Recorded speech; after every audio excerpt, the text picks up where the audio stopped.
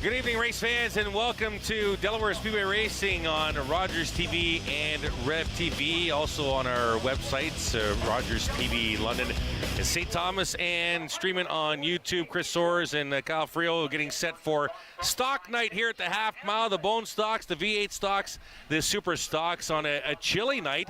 Supposed to get down to single digits by 9 o'clock, but the track should be fast, Kyle. Yeah, very fast for these cars, so they'll have to make adjustments if need be to combat that. The conditions here. If you came in last week with a certain car and you thought you did well, this week's going to be completely different. So the cars will have to make their necessary changes in order to have themselves a good night on the track tonight. Yeah, I got a birthday wish sent to us. Happy birthday tomorrow to Bone Stock number 40, Jason Craig. From his mom, former Ladies Street Stock driver Donna Berman, and the family. So happy birthday to Jason Craig. Let's check in with the third member of our team down trackside. Let's say good evening to Joey Langdon. Joey? Count them down. 3 bone stock races after tonight, 2 V8s, 1 late super stock race until the championship. And that means that the points battles are so fierce going into tonight. Pay close attention. I'm sure they'll run you through the standings upstairs in a second. It is most important for the super stocks.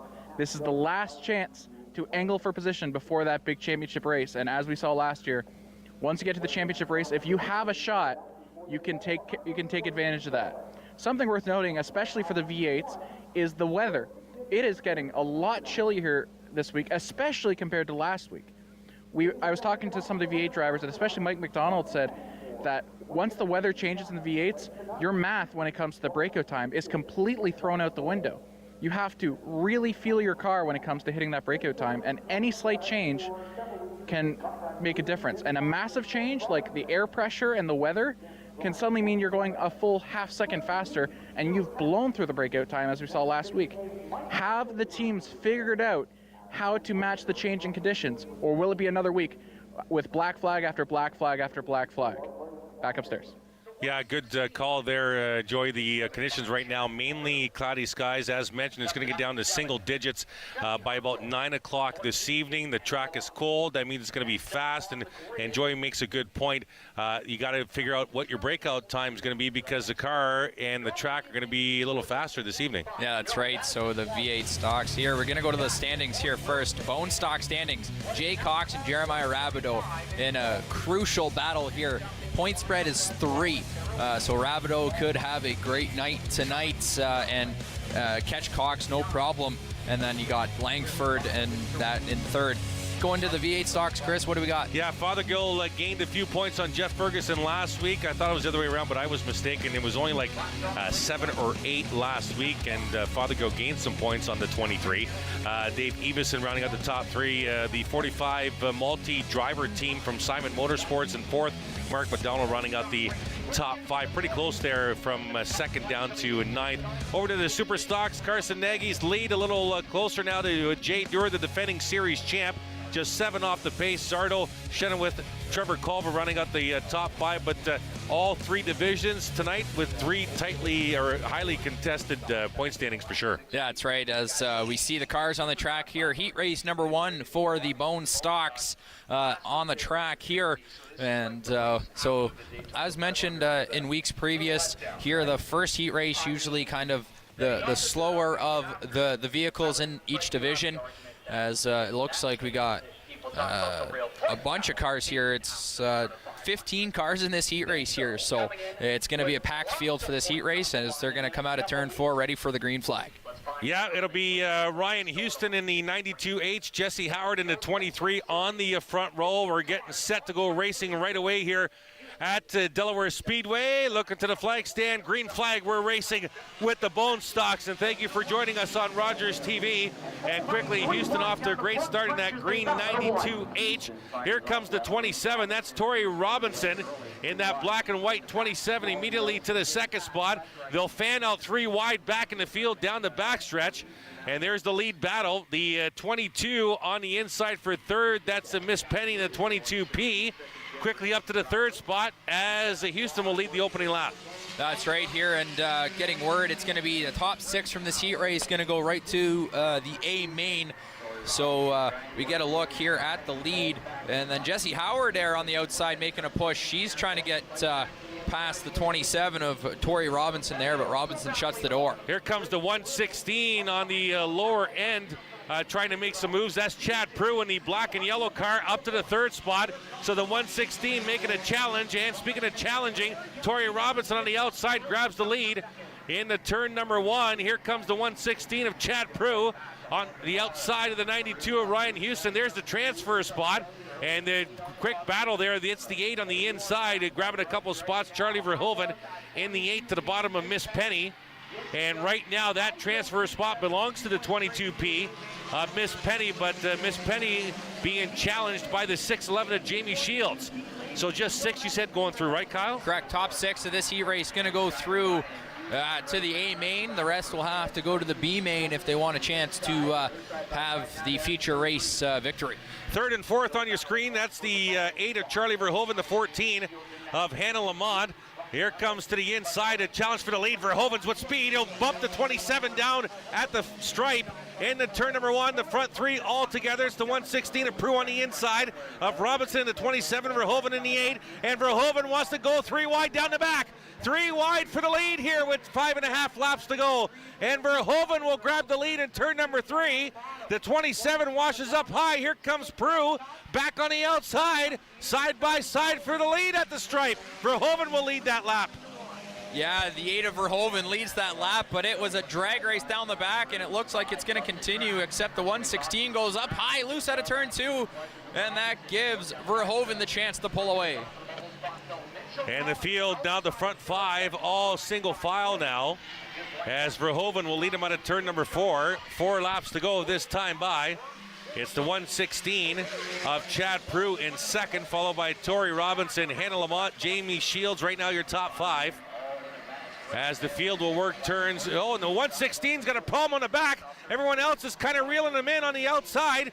Might be a tire going down the outside. He was very, very slow coming out of corner exit in turn 2 and clogged up about 5 or 6 cars. Allowed Verhoeven to get to the lead. It is the transfer spot battle here. And right now it's the 22P and the 97. I believe no, my apologies. That's the battle right there. The 69 of Rawlings and the 27 of Tori Robinson battling for the transfer spot. Yeah, Rawlings currently sitting in it, and then Tori Robinson, and then the 97 of Jesse Herzl kind of in that 7th spot. So those are the 3 that are kind of battling right now for that 6th and final spot of this heat race. Yeah, the 27 now, Tori Robinson alone in that transfer spot in 6th, but being challenged by the 97, Jesse Herzl, has come to join that conversation for the transfer spot. It's all Verhoeven with a full straightaway lead. There's the battle for second. The 6'11's in there, Jamie Shields, Mitch Rawlings in the 69, the 116 of Chad Prue also there as well. And the transfer spot just a little bit behind them. You'll see right there, top of the screen, just momentarily contact at the transfer spot. And Robinson will lose the transfer spot to the 97 of Jesse Herzl. So white flag on the speedway. Less than a lap to go, and Herzl has the final position. Here comes Verhoeven out of turn number 4, and Charlie will win this heat race without difficulty. Great battle for second in turn 4 right now. It's Prue, Shields, Rawlings, and Lamont, and Jesse Herzl will come home in the 6th spot, and Herzl will grab the final transfer spot to the A main. But the winner is the 8 right there of Charlie Verhoeven, winner of Bone Stock Heat Race number 1. Let's go trackside. We'll check in with Joey. Down here with Jay Stewart. Jay, a familiar scene from last year. Going into the last couple weeks last year, you and Carson Nagy were really high up in the points. You're back at it again. You got a chance to repeat. How does that feel? Yeah, it's great to be back where we were last year. We're almost in the exact situation we were last year. I think it was 9 points at this point in the year, 7 points now. Same attitude as last year. We just come out here and try and win every night and see what happens. So, not a lot of guys can come back and be in a position to repeat. A lot of the last year's champions have fallen a little bit down the order. So what is it about your team that you were able to sustain the success? That's exactly it. It's a testimonial to my team. These guys work really hard for us. We have a really good piece here that Mike built 3 years ago. It's just about our attitude. We're just here to have fun and try and win checker flags. Speaking of, you've got your heat race coming up in a little bit. Every point matters at this point in the year. Does racing in a heat race at this point of the year differ that much from racing in a heat race early in the year? Not really, to be honest. Like I say, we're just here to grab checker flags and have as much fun as we can. All right, good luck tonight. Thanks, buddy. Back upstairs. All right, thank you, Joey, the driver of the 43 Superstock. Jay Stewart, the defending series champ, just a few points off the lead in the standings. We'll be right back. Delaware Speedway Racing on Rogers TV and Rev TV. When you choose Pizza Hut, you're supporting a local, family-owned and operated business. We've been serving our community for over 35 years and take great pride in what we do. From our family to yours, thank you for choosing Pizza Hut and supporting local. Hi, I'm Dan Mailer. I'm the host of London Lights, the show where we talk about notable Londoners who have made a big mark, big impact on the world of music, entertainment, sports, politics. After a night out with your friends, there's always options for getting home safely. You could call your BFF, your mom or dad, whoever you can count on for a safe ride home. You could call your favorite cab company or 1-888 taxi guy. Or you could use the Arrive Alive smartphone app to help you choose your ride. Be it a friend, transit, or taxi, getting home safely is app easy. Now available for iOS and Android devices. Visit arrivealive.org to find out more. Arrive Alive. Drive sober.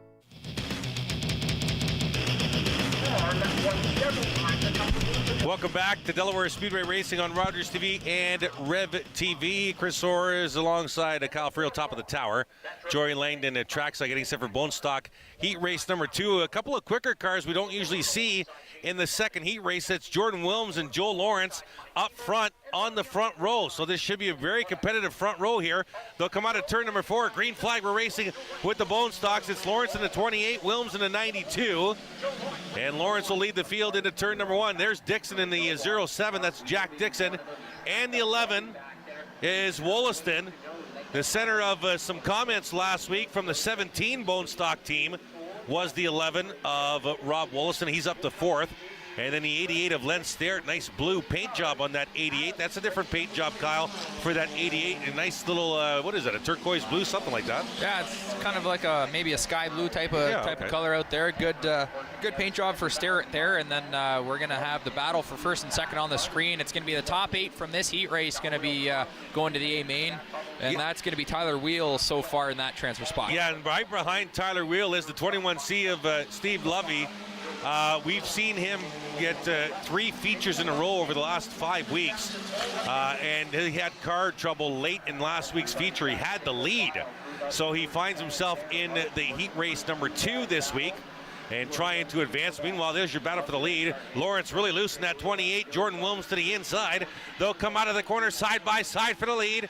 Lawrence on the outside, Wilms on the inside. They got about a half a straightaway lead on Jack Dixon in 3rd. Really 3-wide battle for the transfer spot behind them, and about a half a straightaway behind them, as the transfer spot right now belongs to the 95 of Taylor Everest in the green 95. As Lovey has passed about 4 cars and trying to get to the front. Battle for the lead, almost contact on the turn number 4. Wilms will lead Lawrence into the corner with 6 laps to go. Jordan Wilms in the 92, Joe Lawrence in the 28, a comfortable lead. They just want to settle it amongst themselves, Kyle. Yeah, they're going to definitely have a great lead there. It's going to be those two battling for the heat race win, I believe, barring any kind of mechanical failure in their cars in this heat race. But then it's going to be a race for the transfer spot after that. Or barring the 21C doesn't catch him, because Steve Lovey just got up to 3rd in the 21C. Jason Lovey. Or sorry, Jason Lovey. Steve Lovey's a driver too, same family. Jason Lovey, thank you very much, Kyle, appreciate that. Jason Lovey in the 21C up to 3rd. The battle remains up front. There's the transfer spot. That 8 of the green of 95 of Everest still in that 8th position. The transfer spot, 8 going from heat race number 2, 6 transferred from heat race number 1. And Jason Lovey, last time by, 3.48 seconds behind the leaders. 3 to go this time by. Wilms will lead Lawrence out of turn number 4. We'll check the gap. Last time was 3 point, and we'll check it this time, and it's cutting. It's 3.217. So Lovey's cut about 0.6 of a second off the lead. but there's only 3 laps to go. So this will have to be some sort of a comeback here for the 21C, but Lovey is coming. Yeah, Lovey is coming. He's making a charge. As we come by, it's going to be 2 to go at the line. It's still Jordan Wilms leading over Joe Lawrence, and then Jason Lovey making the charge. It's under 3 seconds now. 2.87 seconds is the gap between the first place car of Wilms and the third place car of Lovey in the 21C with under 2 laps to go. The transfer spot hotly contested right now. The 54, that's Jason Cascanet on the inside of the 3 of Mike Ebert. That's the battle for the transfer spot. White flag on the speedway. Lovey's cut into that lead even more. Now it's 2.5 seconds, but it's not going to be enough. Wilms trying to hold on for the lead, the win here in heat race number 2. And right now, it's Wollaston in the 11 battling for the transfer spot. Wilms will take the checkered flag. Lawrence second, Lovey third.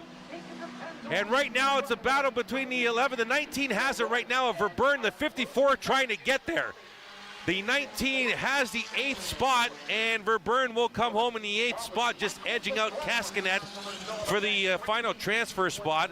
So Cascanet and the drivers finishing behind Jason will go to the B main. The winner of heat race number 2 in the bone stocks, the 92 of Jordan Wilms. Let's go trackside to Joey. Down here with Barry the Bear Watson. And Bear, you have an interesting program running with the 45 we talked about early in the season. It's been a rotating driver's crew under the Simon Motorsports banner, giving a lot of people seat time. What we didn't expect, you guys are sitting 3rd in the points with a shot. Yeah, it's pretty unexpected, but putting some pretty good guys in there, and they're having some fun. So the car has always been pretty good, so we just got to get drivers comfortable in the seat, and away they go. But putting some first-time guys in there, never raced this class before, and they get better as they go, and it's fun to just kind of teach them and watch them, and we get to have a lot of jokes and fun afterwards when they do bad, so we pick on them. So them doing bad has been very rare this year. Your drivers have consistently finished high. How long does it take these outsider drivers to get used to the Delaware breakout time? The breakouts are pretty interesting, but getting them up to the breakout speed, I think we got a guy in tonight that's his 3rd time out, so I think he'll be hitting the breakout speed tonight. We'll see if he breaks out. But some of the other guys that we put in there, like Derek Clark, he broke out a bunch because he wasn't used to have breakout speeds and lifting and going slower than the car will go. So it's interesting, but I don't really know how to tell him because I never drove with the breakout speeds before. So I just tell him, watch the leaders and try and keep up with them. I try and catch them, and if you break out, we break out. We're just here for fun. We're just trying to get the crew guys some seat time and have some fun, pay them back for all the work they do for me. All right, the Simon Motorsports team's been very successful this year. Good luck to the rest of your team. Yeah, thanks. And I got to say, happy birthday to Munchkin. Happy birthday, kid. Back upstairs. All right, thank you, Joey, and the Bear in the 45 tonight. White flag on the speedway for heat race number 2. Now, traditionally this year, Kyle, the heat races have gone from the slower average cars and average finishing cars to the fastest ones. I'm really surprised the 17 of Kenny McNichol Jr. is on the pole here because I don't think the 17 finished the feature last week. No, they were involved in the that wreck with the 11 of Wollaston last week, so it's interesting to see.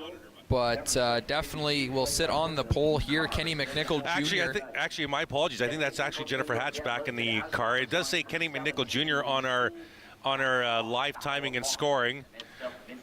So we're going to get confirmation. The timing and scoring says Kenny, but we're hearing Jennifer Hatch. We'll get that confirmation, whatever it may be. 17's got the pole out of turn number 4.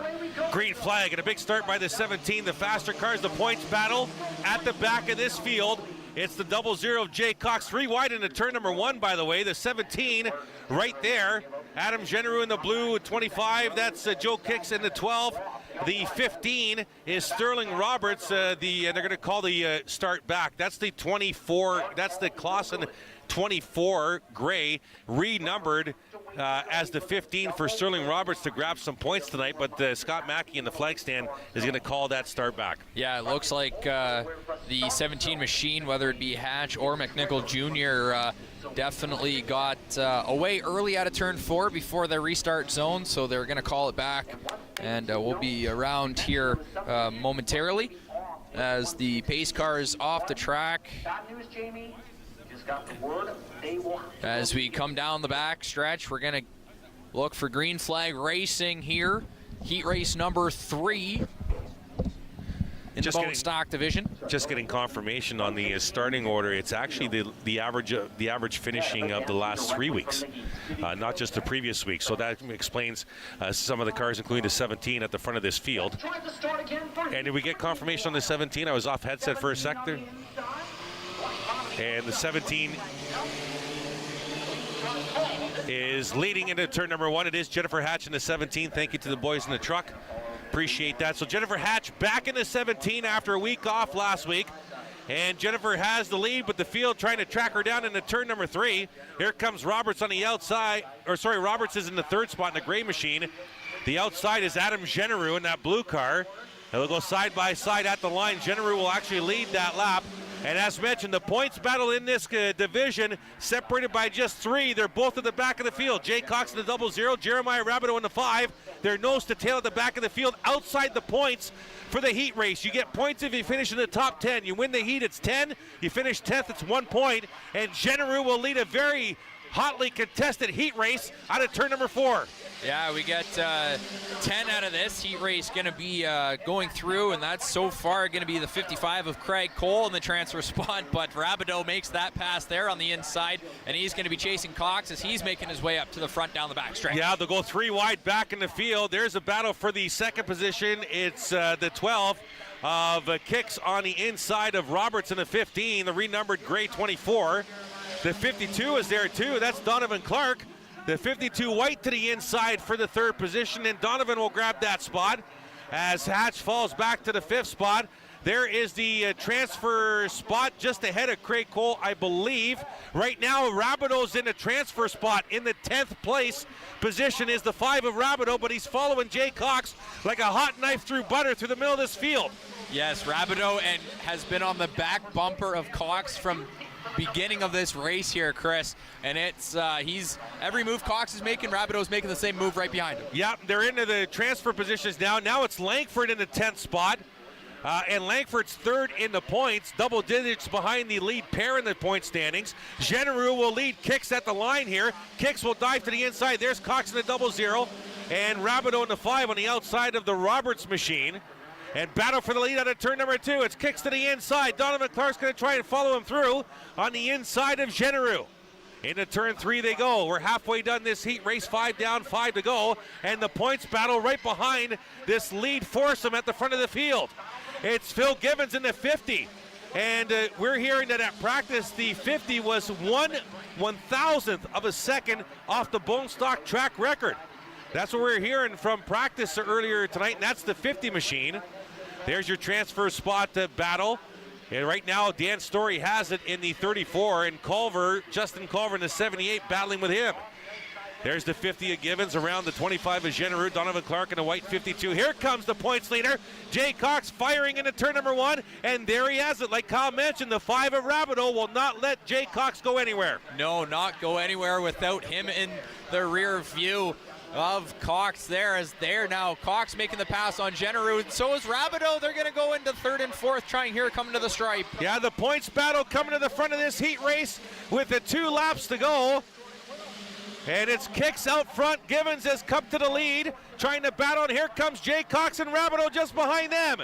The points battle, the cream rising to the top in the heat race. 10 points to win the heat, and 1 point less all the way down to the 10th position. And right now in the 10th position is the 78 of Justin Culver, battling with 4 other cars for that spot. There's the 78. It's Roberts on the outside. That's a battle for your transfer spot. White flag. 1 lap to go. Kicks will lead him down the back. Here's Gibbons in the 50 looking at the outside. Here comes Jay Cox and Rabideau. Gibbons will dive to the inside out of turn number 4. Checkered flag in the air. It's going to be Kicks will take it, followed by Gibbons, Cox, Rabideau, Clark, Langford, Genereux, Craig, and Justin Culver in the 9th spot. And transferring in the 10th spot is Dan Story in the 34. Great battle at the front of this field and for the 10th spot, Kyle. Yeah, just a great race there, as you mentioned all throughout that it was Cox and Rabideau making the charge from the back to the front, but Kicks able to come away with the victory, as we see him going to be pulling into victory lane to have a couple of pictures snapped. But we're going to go down to Joey as he's got another interview. Down here with Carson Nagy. You're in the lead right now in the Superstock Championship. hate to remind you of what happened last year. You were in it with 2 weeks, and then going into the last week, you had a shot at an instant practice. Is there anything you can do tonight to give yourself a cushion so that heartbreak doesn't happen again? Yeah, it'd be really nice to run well in this first heat and hopefully get another really strong finish in the feature. You know, it'd be really nice to end our season on a high note, unlike last year, so we're hoping just to keep our momentum going here. We mentioned a couple weeks ago when Hudson came out for the first time that I suggested, and to your credit, you didn't say this, I suggested that Hudson running might give your team an advantage because he can pick up points that, say, Jay Stewart can't. Have you had any of that discussion with Hudson? Not really, you know, we don't want to win like that. We don't believe in that. We think it's wrong. So he's going to race his race, I'm going to race my race, and hopefully it all goes our way. All right, good luck tonight. Thank you. Back upstairs. All right, thank you, gentlemen. Just an updated points from the heat race. Jay Cox gains 1 point on Rabideau. The difference is now 4. Heading to tonight's feature race. We'll be right back. Delaware Speedway Racing on Rogers TV and Rev TV.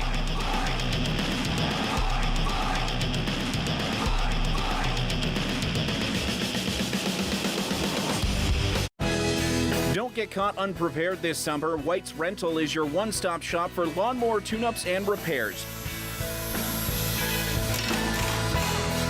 You can visit us at our new location, 785 Little Simcoe Street.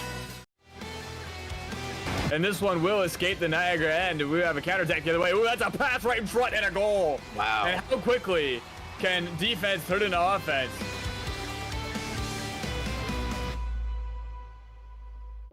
Sports fans know Sundays are for football. That's why you need NFL Sunday tickets. With NFL Sunday Ticket, you'll get every live game, every Sunday afternoon, all season long. Follow your favorite teams and players live in HD. Order NFL Sunday Ticket and get up to 200 regular season games.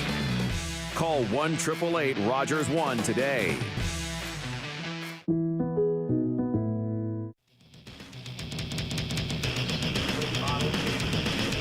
Welcome back to Delaware Speedway Racing on Rogers TV and Rev TV, getting set for our V8 stock class. This is the class, if you remember, race fans, with the breakout time, 21.1 second breakout time. We had a gong show in the feature last week. Take us quickly to what the breakout time is and what does that mean? Yeah, so breakout time here, it's 21.1 seconds, and so you have to be slower than that. So you have to be above the 21.1 seconds any given lap during whether it's a heat race or a feature. And if you're below or faster than 21.1, that's when you got to serve a stop and go penalty. So on the backstretch, we'll get a shot of it here as the cars are going down the backstretch. As we hit the entrance just before the infield there, you have to come to a complete stop. Let the field go by you, and then you can restart the race. I don't think it's even the whole field. You need to come to a complete stop, and once you do that, then you can go. And 21.1 is good. If you're 21.1, you're good. Yes. Right? Okay. Yes, correct. If you're at that 21.100 mark, you're good. If you're below that, that's when you break out. We're green flag racing here at Delaware, Chris. V8 stock, Jordan Morris, and as we heard from Joey, it's Barry Watson in the 45 tonight, not Brad Simpson. If you're following on live timing and scoring. But it's going to be Jordan Morris out front, leading this pack.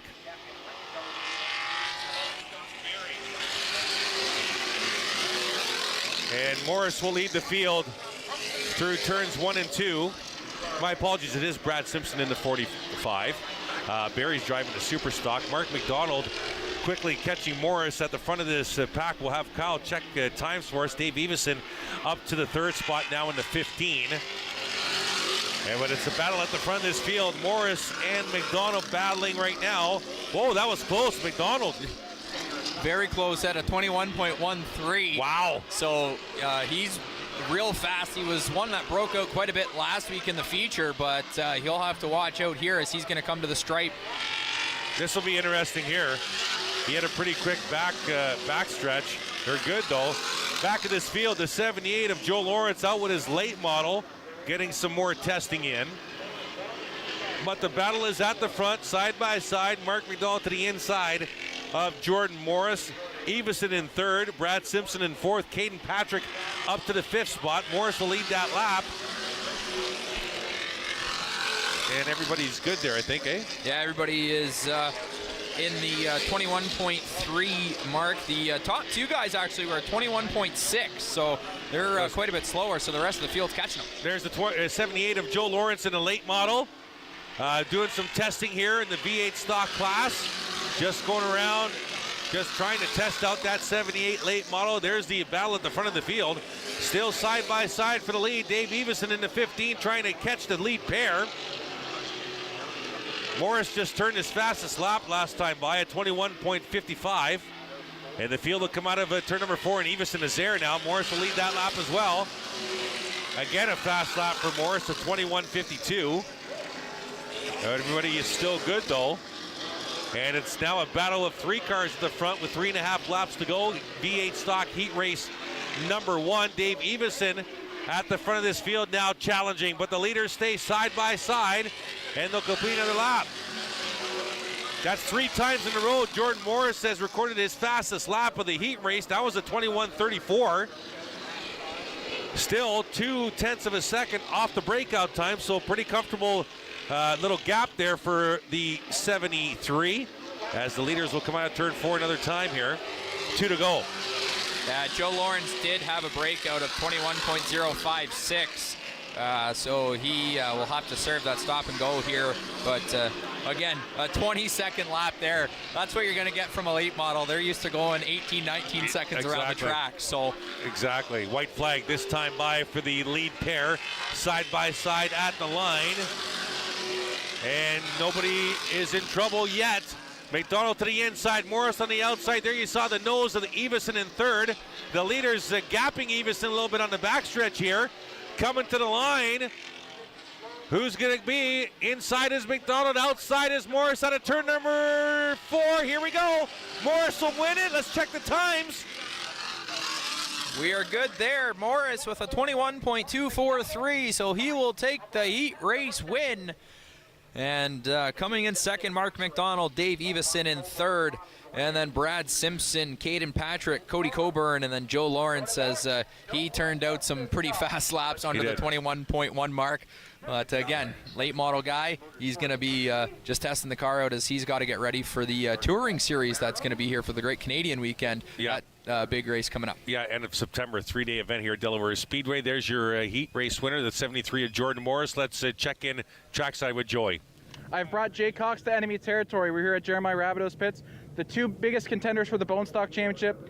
Jay, tough race with Jeremiah out there. It was really back and forth. What's it like to race with a racer like this? You know, it's a lot of fun, honestly. Like, it's probably the most fun you can have racing, just going back and forth with someone you can trust, racing around and just being clean, just flat out racing. And going to you now, you've been in the championship fight before. How does this year, compared to in the past when you're battling the likes of Joe Lawrence and Phil Givens?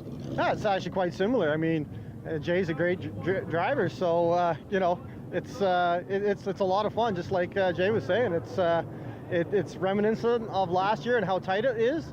It's a little bit different, but yeah, it's just a lot of fun.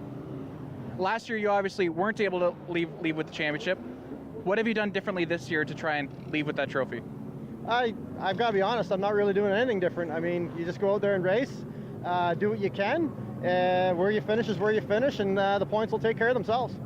Jay, you obviously saw Jeremiah up in the standings last year. When you were working on the car this last winter, did you think you'd have a chance to be battling with him this year? Oh, I really hope so. You know, it wasn't until around like week 2 or 3 that we really found some speed, and then kind of just tried to keep the car clean and consistent. I think that was our problem last year, is we had a couple issues, but it's been a lot cleaner this year, so I'm glad. Obviously, we've got the 2 biggest contenders here right now, but I'll go to you first, Jay. Out of anyone in the Bone Stock division, if it's not these 2, who do you think at the start of the year next year, or maybe even the rest of the year, would have been the biggest championship contender? Honestly, it could be anybody in the top 10. We're all right around the same times. It's just who has a clean year, who's really keeps their nose clean and just stays up front has the best shot. All right, and Jeremiah, same question to you. Well, I guess there's a number of drivers that could be here. I mean, I always consider Jay to be obviously a contender. Phil, he's always been up there running really well. You know, even Lovey was like, wow, you know, if he could keep his stuff together, he's really fast. But anybody could really pull it off. especially if you have a lot of really good, consistent finishes. Because, I mean, just like what happened to Jay last year, he had a couple breakdowns and that put him back, and that's how it goes. All right, good luck to both of you guys. Back upstairs.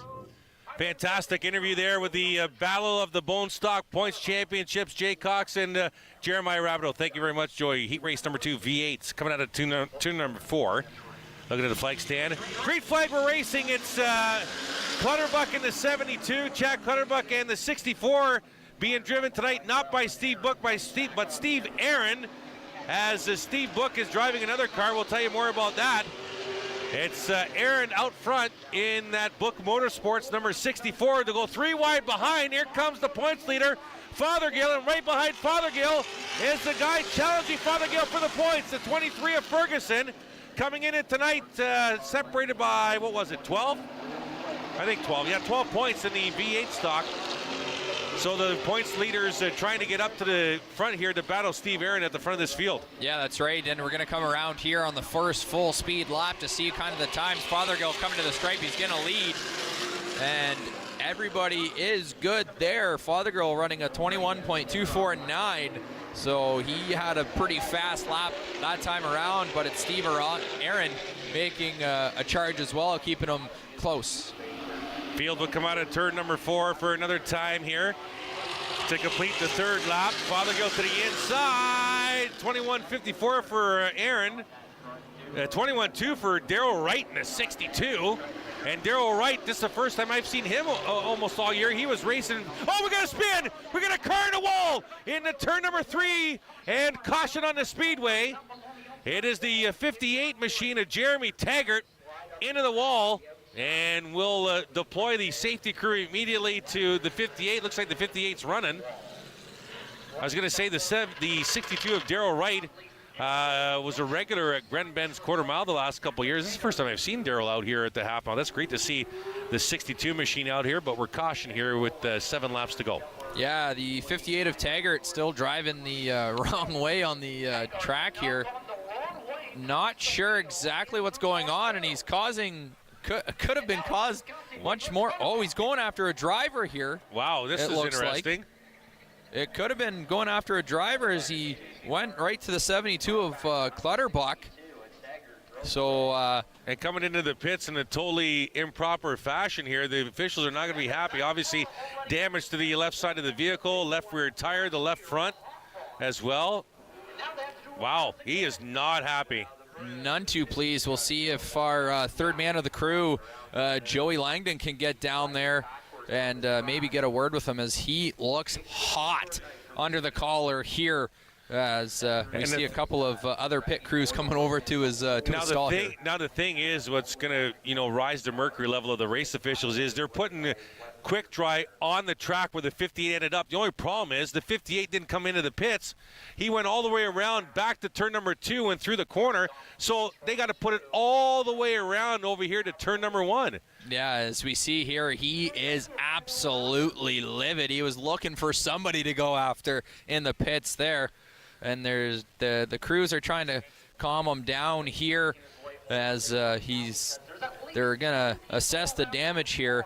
But the 58 of Jeremy Taggart, none too pleased here, Chris. Now, I don't know if we'll get it on the camera, but I can tell you where the safety crew is in turn number 3. They'll start the stay dry, or the quick dry, and then the trail comes down into the pits. So the 58 was coming into the pits from the backstretch, decided to go back out. There you see the start of it. Now, if we can maybe pan to the right and follow that trail, you'll see it come down into the rear pit entrance, and then it continues over here to turn number 2 where the cars are parked. So the 58 took that spill all the way around 3/4 of the track, or half the track. That's not going to make race officials happy. There you see official director Daryl Timmermans, I believe, talking with Jeremy. Now he's talking about the fact that, hey, you shouldn't have stayed on the track. Now we got to clean all this stuff up, and that's it. Daryl comes over, gives Jeremy his 2 cents as an official, and we are rolling on. So cleanup continues here with 7 to go in the heat race number 2 for the V8 stocks. We'll be right back at Delaware Speedway Racing on Rogers TV and Rev TV.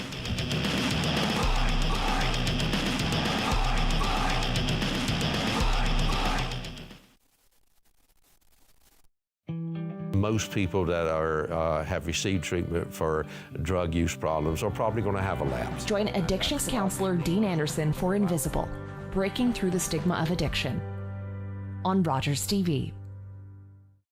Monday.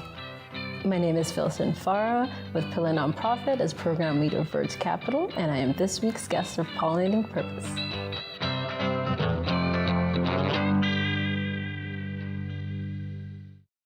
Hey folks, it's me, Giovanni Patini, the host of the RTV quiz show, the hottest show on television. It's the hilarious quiz show where you, the viewers, play for valuable non-existent prizes. It's got great trivia, fun facts, and a lot of laughs, all blended together in a perfect cocktail of edutainment. So join us Wednesdays at 7:30 right here on Rogers TV. Nice.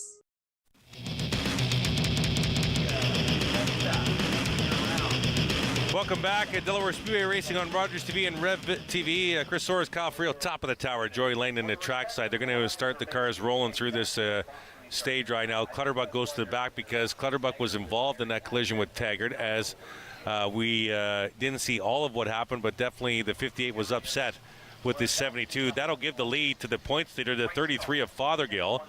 He'll start inside the 64 of Steve Aaron, who's driving for Steve Book and Book Motorsports in that 64 this evening. Right behind Fothergill on the inside there, you see the 23. That's Jeff Ferguson, 1-2 in the points on the inside. 12 points is the difference in this V8 stock class. Lights off the Delaware Speedway pace vehicle, getting set with 7 laps to go. That's right, 7 laps to go here once we get to green flag racing in heat race number 2 of the V8 stock division. As we got, you mentioned the top 2 in points right behind each other. So Ferguson going to look to make a jump here. As we see here on the restart, you're able to mash the gas because you're not going to be up to full speed, right, and you'll have that breakout time to play with, quite a bit of time. Look to the flag stand. Green flag, we're racing. Fothergill will lead him into turn 1. Ferguson right behind him. We've been given word that Jeremy Taggart has been parked for the night, and he has respectfully declined an interview with Rogers TV, but the 58 parked for the evening.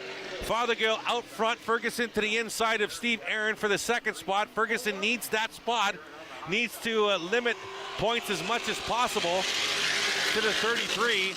Very difficult in the heat races. There's not many cars in the heat races, but he can do some damage in the feature if he can get position ahead of the 33. But first needs to get to the inside of the 64. Yeah, he needs to get inside of Steve Aaron there, as he's doing a good job, but it's that corner exit as he's coming to the stripe. He gets a nose ahead of Aaron, but Aaron on that straightaway speed out of corner exit, he has that speed, so he's able to keep the position as Aaron there on Ferguson, and now Ferguson's getting caught here by the 62 of Darrell Wright.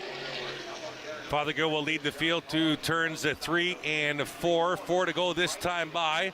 And Aaron will still in the second spot. Ferguson losing spots in that 23. Here comes Darrell Wright in the 62 on the outside. Wright looking very racy in that 62 up to the third spot. The 23 of Ferguson needs to grab some spots here. He'll get back to the inside of the 62 for position, as Fothergill will lead him for another lap here. 3 to go this time by. 3 to go this time by. Everybody still good above the breakout time of 21.1 seconds. It's Aaron back into second on the backstretch there, and on the outside it's the 62 of Darrell Wright, but Ferguson right in on the inside of the track, right in behind Aaron, looking for the spots. Fothergill going to lead the line here. Still everybody okay. We got 2 to go, as Fothergill going to look to distance himself in the point standings and this heat race. Ferguson falling back. We got a lead here. It's about 2 car lengths here coming into turn 4. Out of turn 4 is Fothergill. It's going to be 1 more to go here in the second heat race in the V8 stocks. White flag on the speedway. It's Fothergill, Aaron Wright, Ferguson, and Clutterbuck. That's your running order, as Fothergill, the points leader, will lead him down the back. This will be interesting. Oh, 20, did you see that? 21.07 for Aaron. He broke out. So did Darrell Wright. So we have 2 broke out cars. Aaron and Wright broke out. Talk about a huge break for Jeff Ferguson. That puts him up in second. In second spot, so just losing a point to Fothergill instead of 3 points. What a huge one, because I saw that. See the times there, and correct me if I'm wrong, fastest time for Darryl Wright, 21.06, so that's a breakout. Yes. And Steve Aaron at 21.07, so that's a breakout. Correct. So that is correct. Their best laps were their 9th lap, so they weren't able to serve their stop-and-go penalty, so it looks like they will not get the respective spots, so that'll move Ferguson into second. Yeah, and a 1 point difference instead of losing 4, so the lead now 13 points for Fothergill heading into the feature. We'll be right back. Delaware Speedway Racing on Rogers TV and Rev TV.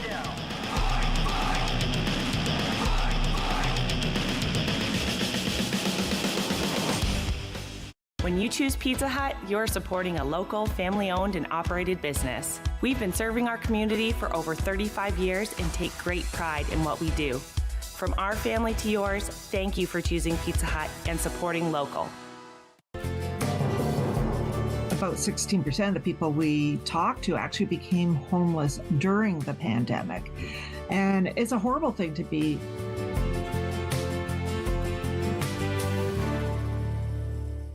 I want to be where the people are.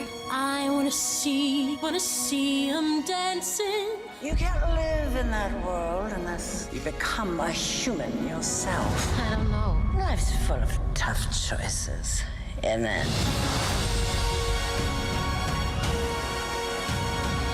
You belong to me.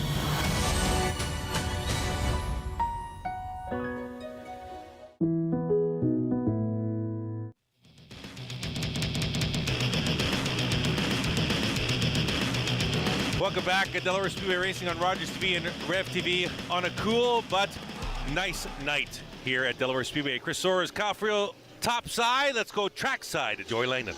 Down here with Cal Clutterbuck. Cal, an instant with Jeremy Taggart there. What happened? I was coming out of 2. I was tucked in between the 2 of them, almost 3 wide. He got squirrely and got into the front bumper of me and spun out. You can hear Jeremy yelling. He's talking to Cody Coburn right now. What happened when he was coming back reverse along the track? Oh, he was coming to get me. Plain and simple. So he wasn't impressed. I get it. I don't mean to do it, you know. He came across my front bumper, and you know, these things happen. All right, so you got the feature race coming up. Is your car all good to go? We're ready to go. All right, no Taggart to worry about the feature race. Good luck tonight. Thank you. Back upstairs. All right, Joey and the driver of the 72, Cal Clutterbuck. Racing. Kyle, your thoughts on that interview? Yeah, he was pretty political about it. He didn't mean, obviously, to cause that much damage or cause contact in that kind of way. So it's Taggart just got a little bit more angry than I think needed to be. But nonetheless, we're here for heat race number 1 in the Super Stock division. We're going to get green flag racing here. Cars out of turn 4. Brad Collison on the inside in the 13. The white 4 is Lonnie Thompson on the outside, and Lonnie trying to grab the lead early. Here comes Collison back on the inside. Thompson's going to get pushed by the 39 of McCullough down the back, and Thompson will grab the lead. McCullough to the outside of Collison now for the second position. Oh, look out! Contact and a bumper tag. A lot of people in it. Caution on the speedway. And we got heavy damage on the black and gold car at the back of this field. That's Mesenberg. That's 810 of Kyle Mesenberg involved with the 14 of Cody Wiles. There's a lot of bumper tag there. After the initial contact, was way up in second spot. Take us to the replay. It starts with the red 39. Yeah, coming out of turn 3. The 13 got a little loose into the back at 28 there. And then the rest of the field just kind of, like you said, Chris, played bumper cars. And then Mesenberg, the worst of it, getting the front end of his machine just ripped off. As that brings out the first caution. Yeah, but, we're going to, I think, head to break, Curtis. Yeah, we saw the 28 of Ryan Dyson in that as well, sporting a new sponsor tonight, Bingo Country out of London. We'll be right back. Delaware Speedway Racing on Rogers TV and Rev TV.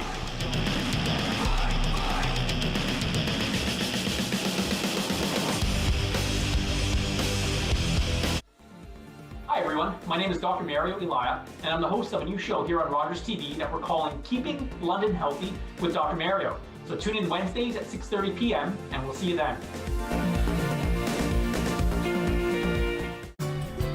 have questions about menopause and the menopause journey, we've got you covered. Join us for the Modern Woman's Menopause Show, and hopefully we can give you some answers. And of course, my friends, don't forget to sparkle. Jeff from Chillin' and Grillin' with Jeff here, and we're back for another fantastic season of Chillin' and Grillin' with Jeff. We're going to cook some great food with some really great folks. We're going to use some unique barbecues, and we're going to have a lot of fun. As always, I'm going to be wearing some pretty unique shirts as well.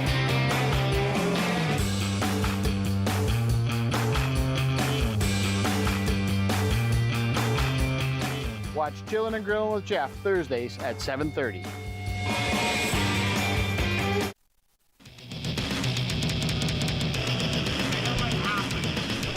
Welcome back at Delaware Speedway Racing on Rogers TV and Rev TV, and they're going to work now on the Mesenberg machine, Kyle. Yeah, they have the red duct tape out, trying to tape down the hood and the front end, trying to get anything done to get Mesenberg back out on the track here, but the white flag is in the hand of the flagman Scott Mackey in the flag stand tonight. Yeah, so, I'm not understanding.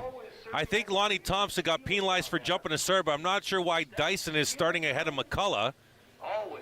Unless Dyson had passed McCullough before the caution, but then when you go back to the last completed lap, which we have one official lap in the book, so I'm not quite sure why he gets the inside over David, but that's why we're broadcasting on TV and not doing the scoring, Mr. Friel. That's correct, Chris. The scorers obviously had something in mind where we see, but we have Mesenberg coming down the pit road there. He's trying to enter the fray here before everything gets back to green flag racing. So the crew able to get stuff under control as Mesenberg now, as we get a shot, the front end just absolutely mangled, but duct taped nonetheless. Collison and Thompson on the front row, Dyson McCullough. Row number 2, it's Vanderwist Jr. and Van Steensel. Vanderwist and Van Steensel in row number 3. As they'll come out of turn 4, green flag, we're racing with the Super Stock Division. Row number 4 is Ethan Orr and Cody Wilds, and then Mesenberg, shotgun on the field. And they'll battle for the lead out of turn number 4. It's Thompson being pushed down the back by McCullough. Again, McCullough to the outside of the Collison 13. Oh, look out! Oh, there's a big wreck in turn number 3. It's Van Steensel riding the wall for half that turn. He'll come down and lay at rest in the inside grass in turn 4. We'll go red flag on the speedway. And the emergency crews are ready there from the Delaware Speedway.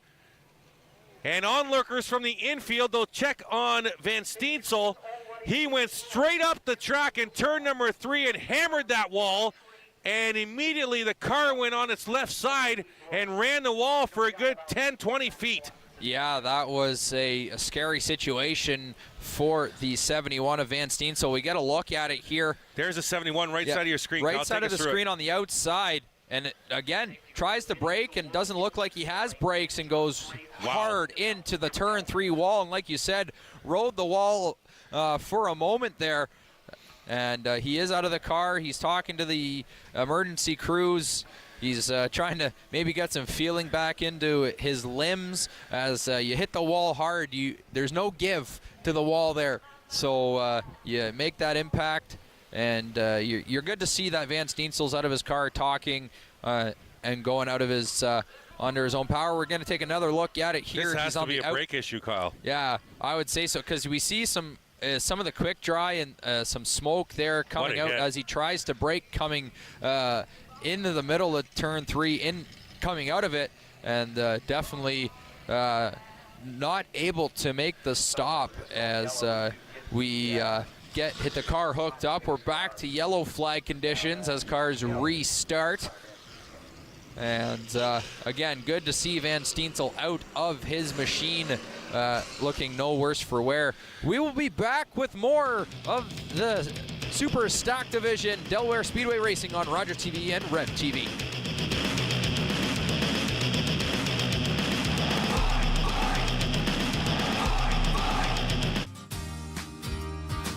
Hi everyone, my name's Ranger M. I love to knowledge share, and that's just what I'm going to do with you. So come on, let's go learn with Ranger M.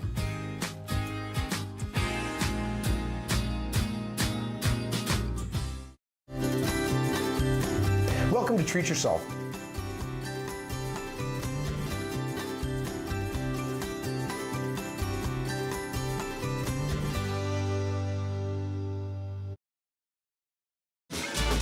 I'm Mike Jack. I've broken multiple world records and won several competitions for eating some of the world's hottest peppers.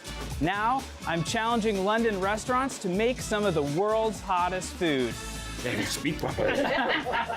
Oh, how are you doing, man? Uh-oh.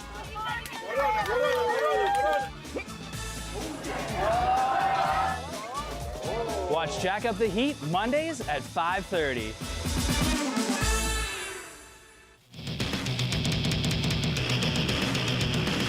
Welcome back, Delaware Speedway Racing on Rogers TV and Rev TV. There you see Connor Van Steele. You can see he is sore, and we would be sore after this. He's coming in 71 there, right side of your screen. Does not turn, goes right into the wall. Hard hit. Gets on the driver's side, rides the wall for a bit, and almost hits the start of pit wall there, and comes to rest in the infield. But he did get out of the car, as we just seen him walking in the infield, but definitely sore from that hit. And why wouldn't you be, you know? Yeah, most definitely there. So either brakes or maybe could have been a little bit of steering. Maybe something broke under the front end of the car. It looked like the front end just kind of lost all control, and he went straight into the wall there. But we're back to yellow flag conditions after that huge hit. Probably the worst spots too on the here at the half mile is you're at full speed, so you're coming into turn 1 and turn 3, and all of a sudden you're not turning and you're going straight up the track. Brace yourself. Yeah, that's all you can do is brace, and that's why these cars are so well put together with the 5-point harness seat belts and all the safety measures inside the car to make sure these drivers are as safe as possible for incidents like this. Again, as mentioned, good that Van Steensel able to get out of his car under his own power and make a walk back to his pit stall. So they've actually reset the scoreboard. The last restart, there was 9 laps to go. Now they've actually reset it to 10. So what we thought originally, a full restart for jumping the original start to the race, is indeed correct. There has not been a completed lap. So still 10 laps to scheduled distance here for the Superstock Heat Race number 1. Anybody in this heat race involved in some points? The answer is no. The highest running car in this heat race in the points is David McCullough. In the red 39, 6th in the point standings. Cullison will bring him to green. In the 13, Thompson on the outside in the white number 4. They'll look to the flag stand. Green flag, we're racing with the Super Stocks, and Dyson did not go. And Vanderwist hammered the back of the 28. Dyson had to have missed a shift there, Kyle. Yeah, Dyson not able to get the start he wanted, and Vanderwist into the back of him, but now everybody's seems to be going fast here. Yeah, so we come out of turn 3 into 4. The 2 cars getting the worst out of that was Vanderwist and Wilds, who are behind the pack now. And Thompson trying to cut down on Collison for the lead. McCullough there in the 39. There's Ethan Orr in the blue 51. He's come from the back of the field. Collison back now. Orr's off the pace a little bit. And Dyson almost ran him over. Oh, both leaders will go to the high side. McCullough to the inside. McCullough will grab the lead. Contact between Collison and Thompson. And David McCullough at the point here. This is a big one for McCullough. He's the highest ranking car in this heat race in the points. He's 6th in the points. 6th in the points, and now he's got about a 4 car length lead here coming out of turn 3 into turn 4. He's going to lead this lap here. And yeah, he's looking to make a charge here as he's 6th in the points, you mentioned, Chris. Yeah, and 10 points to win your heat race. The 5 drivers ahead of McCullough in the next heat race. There's Collison and Thompson battling for second. Thompson will stick a nose on the inside into turn number 3. He'll stick right there as well to the left rear corner panel of the Collison machine. They'll draw even out of the turn. Battle for second on your screen right now. Thompson the 4, Collison in the 13. McCullough's running away with it right now. Thompson to the inside will grab the second spot. Here comes Ryan Dyson just off your screen. Right behind the 13. Dyson trying to get a nose in there. There you see the 28 of Ryan Dyson up to the 4th spot. And a good recovery by Mesenberg, who has heavy damage on the front of that 810 just behind this battle. Mesenberg's up to the 5th spot. So good recovery by that Kyle Mesenberg machine. Collison in the 13, Dyson in the 28. That's the battle for 3rd. Halfway done this 10-lap heat race, super stock heat race number 1. McCullough out in front, followed by Thompson. Now Dyson looks to the inside of Collison into turn number 1. Dyson is there. 8-10 is Mesenberg. Dyson to the inside of Collison, and Collison trapped on the outside. Mesenberg trying to follow Dyson through here. Just behind them is Pete Vanderwist. He's recovered nicely. And Mesenberg will make the pass on Collison as well. So Dyson up to third and Mesenberg to fourth. Yeah, what a grace here by Dyson. He's, after missing that shift on the restart there, he's gotten definitely some good speed, and there's the gap here between McCullough and Thompson.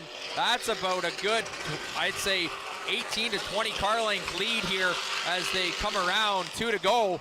McCullough looking to be in good shape here, Chris. Yeah, David McCullough out front in that red 39. Thompson all by himself in second. Dyson has left Collison and Vanderwist. He's all by himself in third. Mesenberg's off the pace. He's going to come in the pits from the backstretch, and that's hard luck for Kyle Mesenberg. White flag on the speedway, and Mesenberg's damage too much to sustain on the track. McCullough leads with half a lap to go. It's David McCullough, Thompson, and Dyson your front three. Then a battle for the 4th spot. Collison has it. Out of turn 4, David McCullough will get full points for the heat race. Checkered flag for David McCullough. Followed by Thompson, Dyson, Collison, Vanderwist, Wilds, and Ethan Orr will finish on the track. Mesenberg in the pits, and McCullough will win heat race number 1 in the super stock division. Now let's get a report trackside with Joey. Heck of an instant. Are you okay? Very. That was a hard hit, but that's why you invest a lot of money into safety with these cars, because I don't think if safety was a top priority with this thing, I don't think I would be standing with you right now. Really hard impact. Didn't look like you decelerated at all. What happened with the car? We were coming around in the turns 1 and 2 there to do 1 lap, and I went to just touch my brakes and then went right to the floor, and all that speed from the back straightaway just had nothing I could do, and just put it right in the wall there. And yeah, unfortunate how we end our season like this, but I mean, it's racing, I guess. You got 1 race left this year. Obviously, it's been a tough season, but do you think you're going to be able to come back out next week? As much as I'd like to, I think we're done. I think that's kind of the icing on the cake right there. I think we're done for this year. Well, sorry to hear it, and we hope to see you back in a future season. Thank you. We'll see you guys next year. Back upstairs. All right, thank you, Joey, and good to see Connor able to do an interview, and that he's doing fairly okay. The ironic thing is the 71, I think, was on, he was looking to sell it online a couple of weeks ago, unfortunately. Delaware Speedway Racing continues after the break on Rev TV and Rogers TV.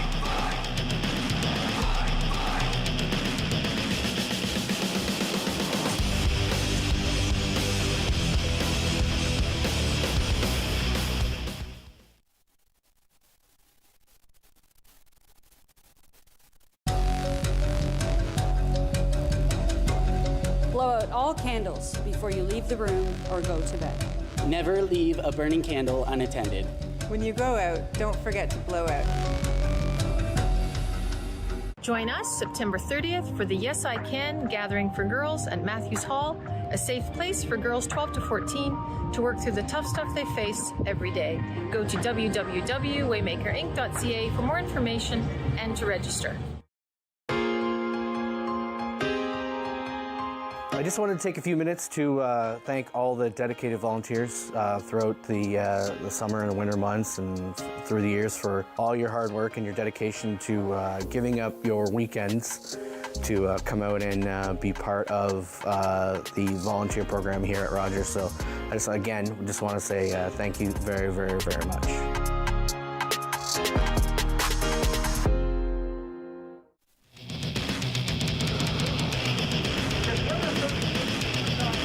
Welcome back. Delaware Speedway Racing on Rogers TV and Rev TV. Chris Orr's Coffreel, top of the tower. Joey Langdon, trackside heat race number 2, getting set for the Super Stock division. Here are your points leaders, all in this heat race. Coming into tonight, it was Carson Nagy by 7 over defending series Jay Stewart.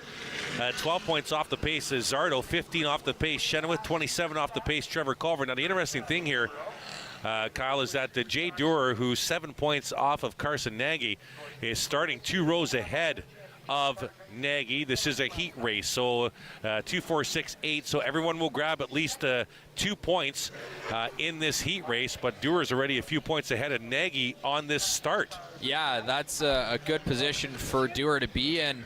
As you mentioned, he's 7 points off the pace, so if he can keep that and maybe gain a couple more, he'll be in a good spot heading to the feature. We're coming to green flag racing, cars out of turn 4. Brody Rickwood will bring him to the line in the 83. We're racing with the Super Stocks.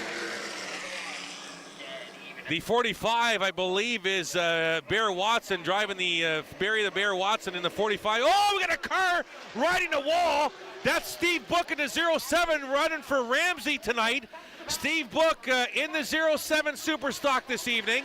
Side-by-side contact at the lead.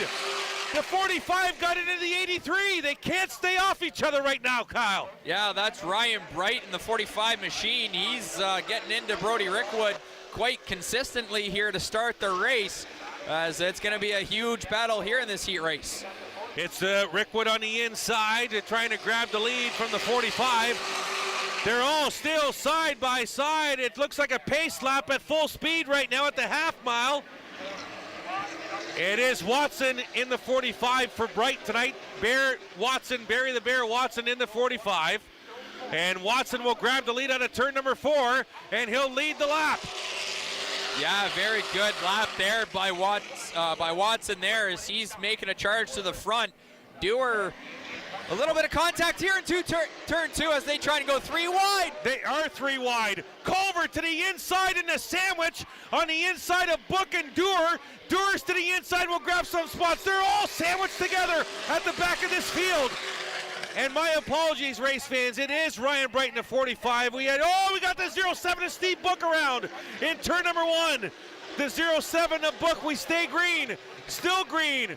Will Steve Book be able to fire up? No, we go caution. He was rolling before the caution came out, so the 07 was trying to get back into it. We'll go caution on the speedway.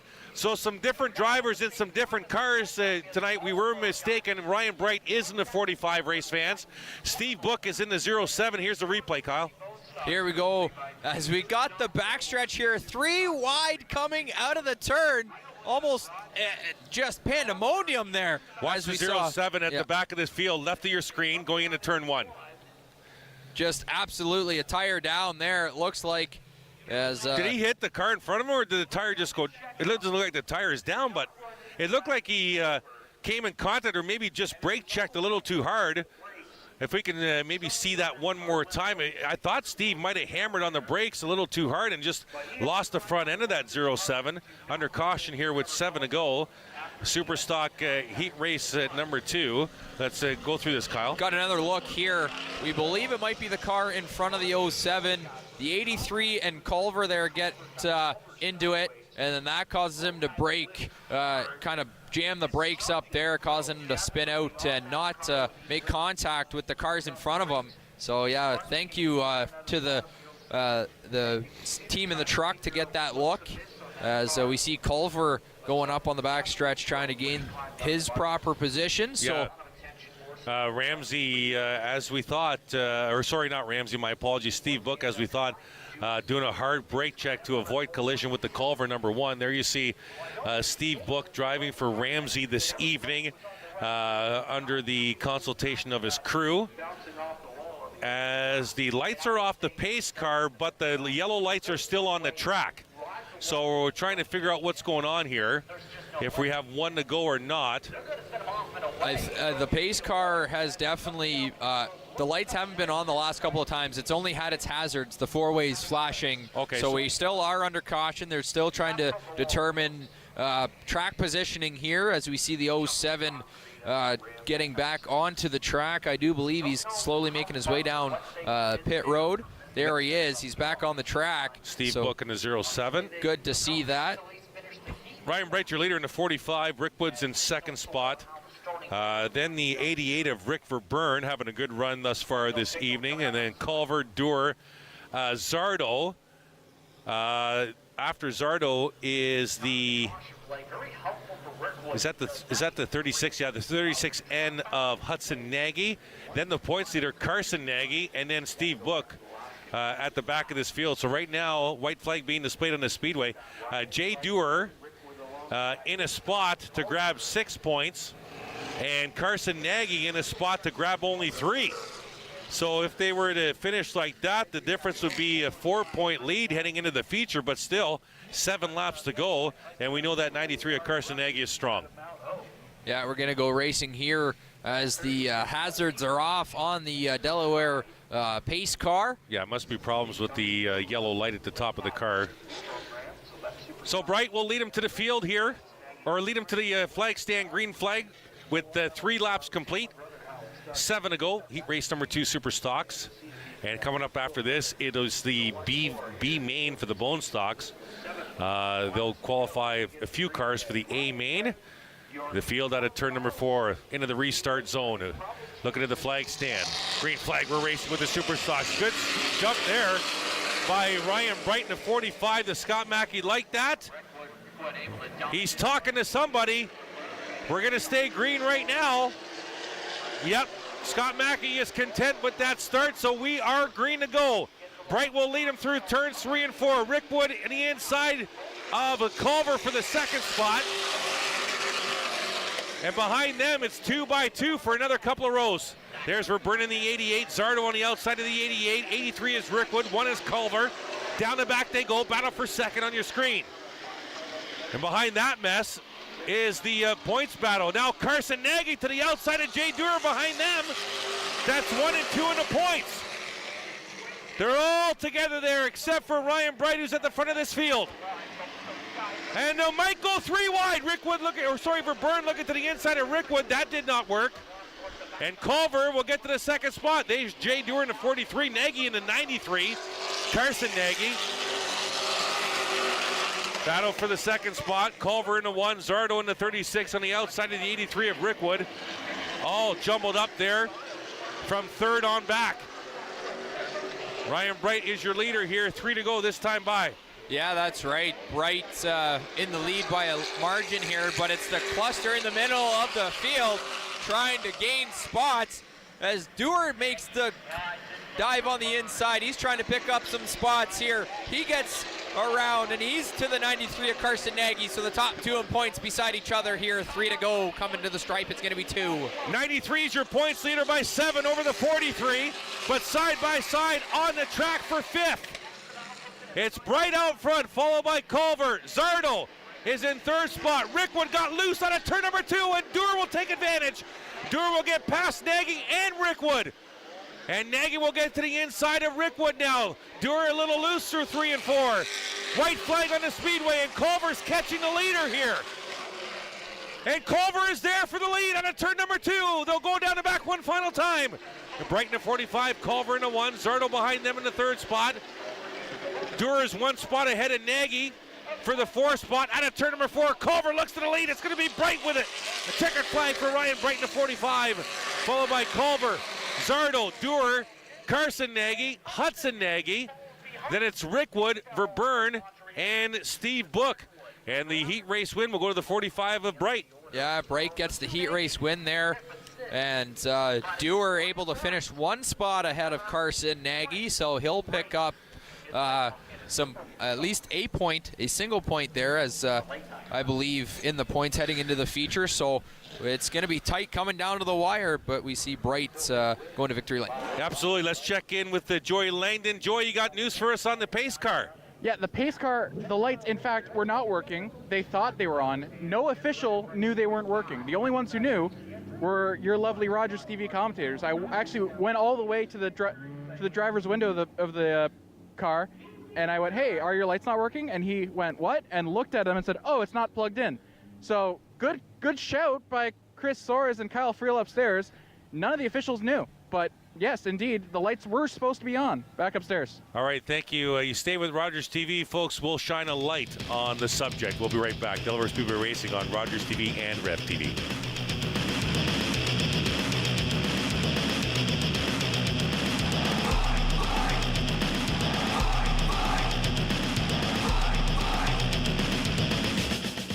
For over 50 years, White's Rental has been providing local contractors and members of the DIY crowd with professional quality lawn and garden tools, aerial lifts, and construction equipment. White's Rental, we have the right equipment to make your project easier. As each day passes, we have one guarantee. The sun will rise in the morning and set in the evening. Like the sun, you will also have a time to rise and a time to set.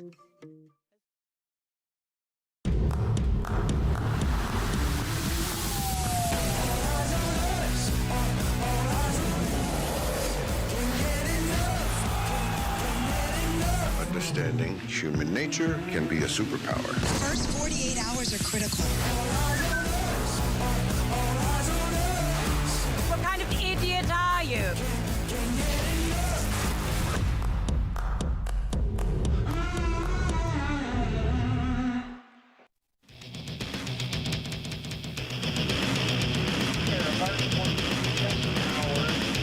Welcome back at Delaware Speedway Racing on Rogers TV and Rev TV. Chris Orr's, Kyle Friel, top of the tower. Jordan Langdon trackside as we go to the B main for the Bone Stocks. An update unofficially from my calculations in the Super Stock after both heat races. Carson Nagy's lead has been trimmed by 1 to now 6 over Jay Stewart.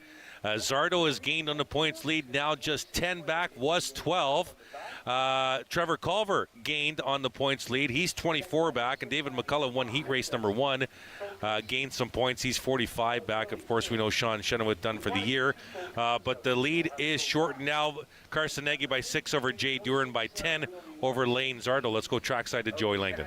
Down here with Doug Stewart, the number 2 V8, obviously not racing the rest of the year.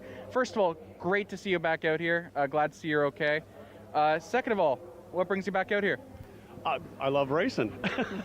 That's the bottom line. I love racing, so if I can't be here as a driver, then I'm going to be here as a spectator because it's great. And it just drove home how great racing fans are and the drivers are. When I got hurt, the number of drivers and fans that reached out to me was crazy. I would have never expected that. And it just shows what a community that everybody is. So, like, I'm going to support it because it's a great sport. All right, we got to go real quick, but first of all, do you have any plans going forward?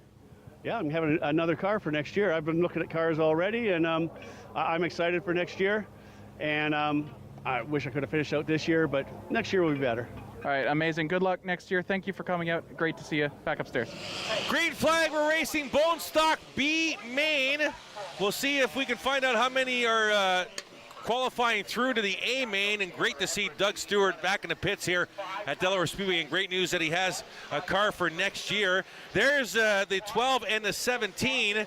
The 17 is Jennifer Hatch. If you remember last week, Kenny McNichol Jr. in the 17 wasn't happy with the 11 of Wollaston, while the 11 is owned by the 12 of Joe Kicks. Starting beside each other, 6 will advance from this B main to the A main, and right now the front 6 have gotten away from the rest of the field. It's Craig Cole at the front of this field, followed by the 26th of Nathan Ria. Then it's Roberts, Kicks, Jennifer Hatch, Ian Levac. That is your top 6. That's your transferring 6. If they were to finish like that, there's the 59 of Cassie Howard, battling for the 7th position. But has quite a bit of a track to get up to the 6th spot to try and transfer through. There's your lead battle. It's Cole up front. Nathan Ria in the green and black 26, your front 2. Coming out of turn number 4 to complete lap. It's 15 laps the scheduled distance for this B main for the Bone Stock division. Yeah, that's right. As we see the front 2 pulling away here in Craig Cole and Nathan Ria. And the battle for 3rd and 4th, I would say at least 25 to 30 car lengths back, as we have the top 2 here, and then there's there's Hatch and Levac, the 5th and 6th spots, as we have a little bit of I think that's Eckhart there, as he's looking to make his way into that 6th spot contention. We go back to the leaders here of Craig Cole and Nathan Ria. Front 2 into turn number 3. Yeah, Eckhart is tracking down Levac for that transfer spot. That'll be interesting, as the leaders will come around to complete the 5th lap of 15. Side-by-side battle for 2nd transfer spot. It's the 10 of Ian Levac to the inside of Hatch. That's 5th and 6th on the track. There's the yellow car of Eckhart. Also, Everest is coming in the green 95 behind the Eckhart number 4. And Eckhart's going to get to the inside maybe in turn number 3. Now there's 4 cars battling for that transfer position, being held right now by the 17 of Hatch. Yeah, that's right. Hatch is trying to hold on for dear life as they as she has Eckhart and Everest making a spot. Everest to the outside. He's trying to get a nose there, but Hatch says not right now as they go down the backstretch. Here comes Everest now in the green 95 to the outside. That is for the transfer spot. That is for the 6th position on the track. The leaders in some traffic in turn 1. Side-by-side battle. Robertson kicks in turn number 1 for the 3rd position. Then it's this battle here. Levac in the red 10 in the 5th spot. Now Everest in the green 95 in the transfer position number 6, but wants the 5th spot and will go to the inside of Levac. Behind them, it's Hatch in the 17. Ecker, oh, contact! Levac is up into the wall. And looking for caution, halfway sign at the flag stand. And Levac will keep it going. And we will stay green, so horrible luck for the 10 of Levac. And we're going to go back to the transfer spot. There's the leaders out of turn number 4. It's Cole and Rhea. We remain green. Jennifer Hatch now in that transfer position in the 6th spot, about 10 car lengths ahead of Cassie Howard in the 59. Unfortunate for Ian Levac, well back now. Yeah, Levac contact there with Rhea, or sorry, not with Rhea, that was the 95 of Everest, and that caused him to fall quite significantly there out of the transfer spot. And yeah, just tough luck there for the 10 machine of Levac. And Everest in trouble on the front stretch at the line, just got blown by Jennifer Hatch. Oh, wait a minute, the 95 just gained more power. He was very slow down the front stretch. Now he's got the power back, and he falls back into the transfer spot. But all of a sudden, the 95 back up to speed. So there was problems momentarily for Taylor Everest in the green 95. Right behind the 17, that's 5th and 6th on the racetrack with 9 laps to go. And we have a replay on the Ian Levac bottom right corner, Kyle. Yeah, it's right there. Contact to the front, the left front of the Levac machine, causing him to go high, almost into the wall there. And that was causing Levac there. Now he's getting trailed up by the leaders here of Cole and Rhea, as now they'll have to deal with some lap traffic here. Gonna have 2 to go coming to the stripe, Chris. 2 to go this time by. I don't know why I said 9. I read the Coca-Cola scoreboard wrong. 2 to go at the line. And Cole, followed by Nathan Rhea into turn number 1. They got through the traffic. No other traffic for another full straightaway. So it's up to them to settle it. The front 6 will go to the A main. In 3rd spot, it is the 12 of Joe Kicks. 4th spot is Sterling Roberts in the 15. 5th spot is Hatch. 6th spot is Everest. There you see the battle right now. Everest to the inside of Hatch. About 6 car lengths behind them is Cassie Howard. White flag on the speedway. Does Cassie Howard have anything for Everest in the 95? She's closed the gap just a little bit. There's the leaders in turn number 3. Craig Cole will lead him back to the line here. And Craig Cole will win the Bone Stock B main. Checker flag on the speedway. Nathan Rhea will come home in 2nd. Joe Kicks is a full straightaway and 2 turns behind the leaders. Wow. Kicks out of turn number 4. There's the battle for the 5th and 6th spot. Comfortably ahead of Cassie Howard, and both the 17 of Hatch and Everest will advance to the A main. So your 6 going through is Craig Cole, Nathan Rhea, Joe Kicks, Sterling Roberts, Jennifer Hatch, and Taylor Everest. And those are the 6 going through to the Bone Stock A main. So the fields are set for all 3 features still to come here. It's Delaware Speedway Racing on Rogers TV and Rev TV.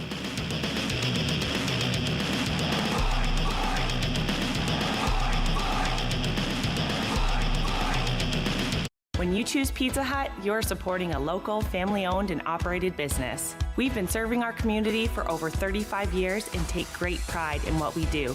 From our family to yours, thank you for choosing Pizza Hut and supporting local. Welcome to Treat Yourself on Rogers TV, where Terry and I go out to local salons and spas and have services done on us so that we can tell you all about them. So that you can treat yourself. We want to say a special thank you to our volunteers who work in front of the camera or behind the scenes at Rogers TV. Thank you from our community producers, our hosts, our studio and mobile crews, and everyone in between who volunteers at Rogers TV. We appreciate you. Thank you for everything you do at Rogers TV.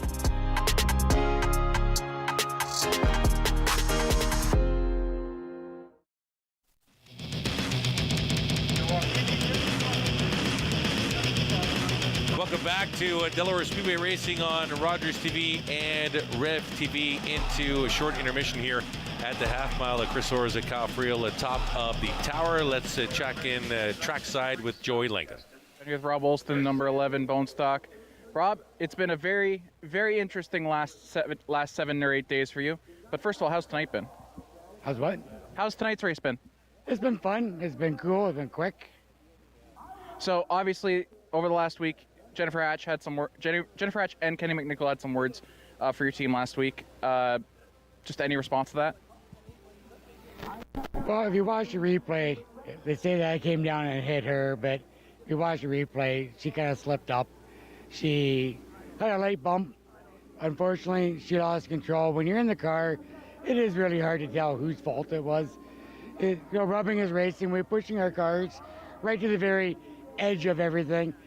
And it's just very competitive, and sometimes it gets a little bit heated down here, but at the end of the day, we're all friends.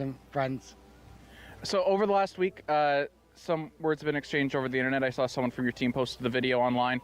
But in the pits tonight, everything's been cool so far?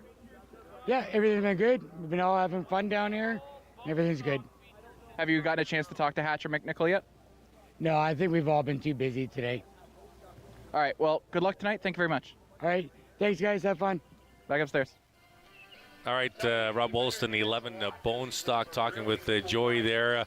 He did mention Rubbins Racing, very ironic because he's wearing a shake and bake T-shirt, the 11 bone stock. Your thoughts on that interview? Very classy on behalf of Rob. Yeah, very much so. He's taking the higher road there and saying, hey, look, it might have been my fault, but it's hard to tell when you're driving on the track and you're in the car. You're just trying to keep it straight if you feel contact. So you're not at first thinking, whose fault is this? Who am I going to go after? It's no, I want to keep this car straight so I don't have to either A, fix my car, or B, deal with potential injuries from going into the wall. So very class act there by Wollaston to take the higher road of sorts in that interview. And yeah, good for him. And yeah, it's going to be an interesting finish to the night here. 3 feature races still to come, Chris. And it's been a good all-stock night here at Delaware.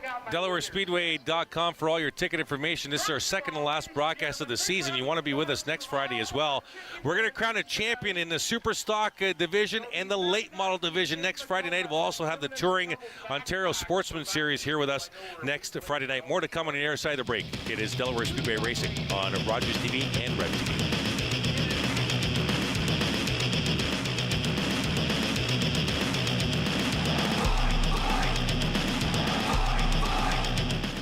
October 5th, 2014, my daughter was hit by a train. She was walking along the sides of the tracks, and it shattered her world. Join us September 30th for the Yes I Can gathering for girls at Matthews Hall, a safe place for girls 12 to 14 to work through the tough stuff they face every day. Go to www.waymakerinc.ca for more information and to register. Yeah, it's a relatively even start to this one here. Both teams kind of just bouncing it around between each other's side. Swordbird is going to get another beautiful shot right into the back of that fan shot net there off a nice counterattack opportunity once again there. And they struggle when it seems as though they play teams that have the same mentality and the same game plan.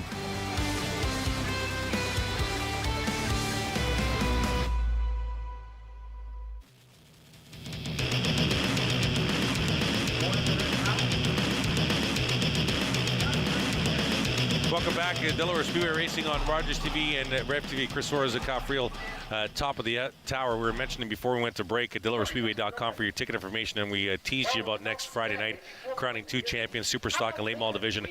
Also, race fans, the end of September, a 3-day event here. Used to be on Labor Day weekend for the Great Canadian Race Weekend. Now it's the last weekend in September. 3 days of racing, including more champions being crowned, and the top Stock Car Series in Canada, the Penny Series, coming to the half mile. while. At the end of September, hop onto the website, check out all the information. Let's get a report trackside from Joey Langdon. Down here with Brody Rickwood, currently the leader in the Rookie of the Year Super Stocks, which we are crowning next week. You've got Cody Wilds, Ethan Orr, and Pete Vanderwist Jr. chasing you. Do you keep those numbers in your mind when you're racing? Yeah, it's kind of slowed us down all year. We're so worried about, staying in the rookie battle, and we really want to win it. I mean, we're in good shape right now, but I'm trying some new stuff with the car to try to get better for next year, but maybe I should have waited till the end of the year. So we'll get this thing figured out for the future and try to get some points back on little Pete. So it's not just Pete, it's also Ethan and Cody who are pretty close. Does your racing style change when you see Ethan, Cody, or Pete in your windows? I don't think so. I try to keep it clean with everybody. We don't want to fix the car every week. I think the biggest thing is we just try to finish ahead every week, right? That's kind of our goal when we come in, and if we shoot for that, we know we're going to be good at the end of the year, right? So, what would a Rookie of the Year win mean for Rickwood Racing Team? I mean, we've done it a lot. We've done it like in little midgets and micro sprints and stuff. This is a huge step for us to come out here to Delaware. We've learned a ton of stuff this year, and we need to keep learning. We need to keep getting better, but it would mean a lot, right? It's kind of, that's your class for the year, so we want to be the best in it. So obviously your team's working really hard on the car right now. What are your expectations for the feature tonight? I mean, we're pretty good at finishing 8th. If I can get a little bit better than that, we'll be really happy. It's like I said, we're trying a lot of new stuff to try to get better for next year. Probably just a little early trying it, but we'll keep working on it. So, all right, good luck tonight. Thank you, appreciate it. Back upstairs. All right, Joey Langdon there, trackside. Just the unofficial points, my calculations right now with the 3 divisions racing tonight. We'll get Kyle's take on the heat races. What I have for the bone stocks is Jay Cox gained a point on Jeremiah Rabideau. So 4 points now separates the top 2 in the points heading to the feature. In the V8 stock, I had Jeff Ferguson losing a point to Paul Fothergill, so the difference is now 13 in the V8 stock heading to the feature. The super stock's getting nice and close here. Carson Nagy losing points to all his competitors in the heat races, now up by 6 on defending series champ Jay Stewart unofficially, up by 10 on Lane Zardo. So the front 3 separated by just 10. Give us your thoughts on the heat races tonight, Kyle. Yeah, the heat races were pretty spectacular out there. There was a lot of bumping and grinding in the super stock division, and which is crazy to see. We saw it last week too in the late model division there. The heat races kind of got a little bit fiery as the season is winding down. These heat race points are crucial for some of these drivers, so they want to race hard right off the bat. And so yeah, I think the heat races went by pretty nicely. There was the one casualty of Van Steensel. His car lost brakes and had to take into the turn 3 wall, but good to see he's okay. And a good night so far, but it's still lots to come here. 3 features to go, Chris. Absolutely. Let's bring Joy back in. Split screen. Joy, Kyle and I were just talking about the unofficial points after the heat races. The bone stock points leader and the V8 stock points leader gaining 1 point on their chasers, but the super stocks, Carson Nagy losing points to his chasers. Now the top 3 of Nagy, Dewar, and Zardo separated by just 10 unofficially. Give us your thoughts on the heat races going into the features tonight. One of the things I ask these drivers every time is, late in the season, does seeing the person you're fighting for the championship in your mirrors, in your windows, change how you race? And they all tell me no. And I will call them all liars, because you see how emotional it is late in the season. We saw it in the V8s with Clutterbuck and Taggart. It gets really emotional late in the season, and all these guys, especially in the bone stocks, will brush it off, go, oh, we're just here to have fun. A championship means the most to these guys. You don't come out as a hobby and race very expensive race cars without being the most competitive of all your friends. And when you come out here and there's a trophy on the line, there's points on the line, there's standings on the line, there's Rookie of the Year on the line, there's accolades on the line, there's pride on the line, I don't believe them for a second when they say there's no change in racing. And I know for a fact that Cox and Rabideau, when I was about to talk to them, I said, do you guys know what the difference is? And they both knew it immediately. That's someone who's just out here for fun doesn't keep track of that as obsessively as someone who really, really, really wants to win the championship. So they all say the heat race doesn't matter, it's just about finishing. The heat race absolutely matters, especially in those little tiny points battles, because 1 point, I need to remind you, 2 years ago, Trevor Culver and Andrew Ferreira in the super stocks, that's all that separated them from a championship. So they can tell us all they want about how The heat races are just about finishing. The heat races, especially at this point of the year, matter. Yeah, absolutely. And one more question before we head to break, Joy. Obviously, it's cold tonight.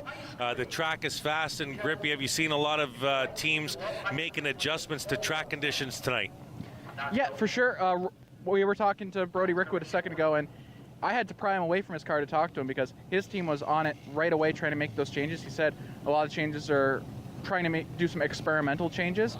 But you kind of have to experiment when it suddenly drops like this.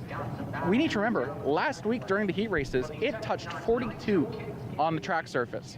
This week, it's touching 9 during the feature races. There is a lot of difference there. The class that affects the most is the V8 class. I was talking to Mike McDonald earlier, and he tells me that you can do all the mechanical stuff to get yourself right at your breakout time and no faster. You can do all the mental stuff to get yourself right at the breakout time and no faster. But you can't account for all the changes in weather. So that is just a huge chaos factor. Cold for the V8s is the same as rain because it mixes up the whole field. All right, thank you, Joy Lane in trackside. Just as we head to break, just heard the 12 bone stock of Joe Kicks DQ'd from his heat race. That's why he was in the B LCQ, DQ'd from the LCQ, so we won't see the 12 of Joe Kicks in the feature. The developments continue down at trackside. We'll be right back. Delaware Speedway Racing on Rogers TV and Rev TV.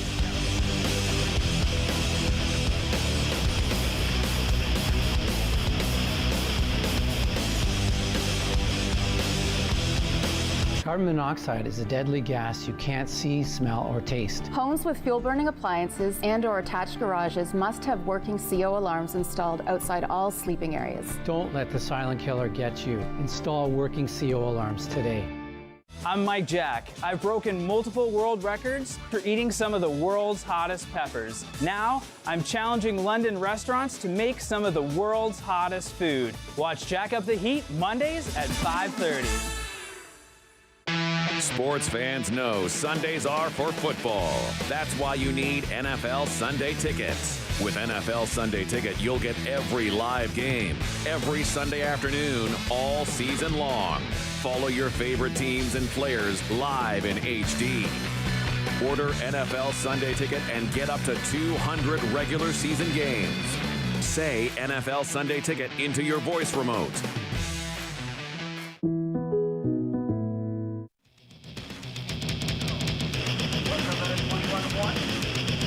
Welcome back at Delaware Speedway Racing on Rogers TV and Rev TV. It is a feature race time. Our leadoff hitter will be the V8 stock division.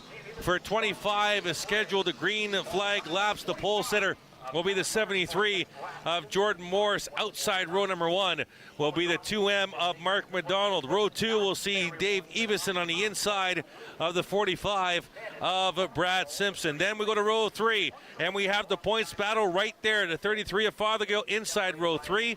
Jeff Ferguson outside row number 3, 13 points unofficially behind Fothergill for the points lead. Then it's row number 4 with the 72 of Chad Clutterbuck and the 62 of Darren Wright. And then row number 5, the 64 of Steve Aaron, the 86 of Caden Patrick, and then the 91 of Cody Coburn. We also have the late model 78 of Joe Lawrence out on the track, continuing testing with that late model. We expect Joe to remain at the back of the field for this entirety of the feature race. Lights off the Delaware Speedway pace vehicle. Nice shout out to you and I for the pace car notice of the no lights. They didn't even know. That's great. Joey did a good job finding that out. But we are set to go with Jordan Morris will lead the field here to green. V8 stock feature, don't forget, 21.1 second breakout time. If you're slower than that, you're good. If you're faster than that, you go to the penalty box. Green flag, we're racing with the V8 stocks, and Morris will lead the field into turn number 1. McDonald on the outside, battling for the lead already out of turn number 2, side by side. Evison up to 3rd, Fothergill quickly to 4th. Ferguson will follow him through, and Ferguson up to 5th, right behind the points leader. Side by side for the lead. And Morris will lead him out of turn number 4. You can go pretty much full speed here in lap number 1 because they're not at full song when they take the green. And Kyle mentioned that, documented that very nicely earlier this evening. And Kyle will now start monitoring times for us as McDonald gets back on the outside of the 73 of Morris. The same replay as the heat race with Everson behind these two in their heat race battling for the lead. Here's our first full green flag lap. Everybody pretty much good there. I think the closest one would have been Dave Everson. He was a 21.275. And speaking of Everson, to the inside of McDonald, the front three, put a blanket on him at the front of this field. It's Morris, McDonald, and Everson. And here they'll complete another lap. At the line, Morris will lead that lap. McDonald to the high side. Everson in third. Fothergill and Ferguson in tow. The points battle right behind the lead trio. McDonald back to the high side. Everson can't go anywhere. That's the thing with the breakout lap times here at Kyle Friel, is that if you're behind the two leaders side by side, you pretty much have nowhere to go. Yeah, that's right there. And we have Caden Patrick on a breakout of a 21.090. So he'll have to serve a stop and go penalty. He was sitting in the 8th position here as we have the top three kind of put a blanket on him, and the 4th and 5th guys are trying to make a charge as well. Yeah, Ferguson gets to the high side of Fothergill. Ferguson had a good lap, but he's well above the breakout time. So Ferguson trying to make a move here on the points leader. He sits 13 points back in the lead. As the front trio, Everson takes a peek inside, 3 wide almost, through turns 3 and 4. And that sandwich didn't have any room, as Everson had to peel back. The leader is still Jordan Morris on the inside of Mark McDonald in the 2M. Then it's Dave Everson in the 15. All together at the front of this field. Patrick will now adhere to the penalty box, which is a stop and go on a backstretch. And then Patrick will fall to the back of the field. Leaders around turn 4 to complete another lap. McDonald, his fastest time of his feature at 21:32. Darren Wright in the 6th spot just broke out 21.096. He'll have to serve that stop and go. So the 62 of Darren Wright will be penalized into the penalty box next time on the backstretch. Leaders at the line another time. And it's still Morris and McDonald at the front of this field. Everson in third, Fothergill and Ferguson right behind them. And Ferguson trying to get to the high side. He will get to the high side of Fothergill for fourth. Front 5 almost all together now. Out of turn 4 they come. McDonald will lead that lap. And the leaders will come. Who'd you say broke out? The 62 of Darren Wright. He still has not adhered that. You said Darren Wright, right? Yes, Darren Wright, the 62 machine, had on his 7th lap, had a 21.096. All There's right. Joe Lawrence. He's got to serve the stop and go. He's taking his turn off the track here. Yeah, he's just coming in. He's done in the late model. He's going to park it, I think.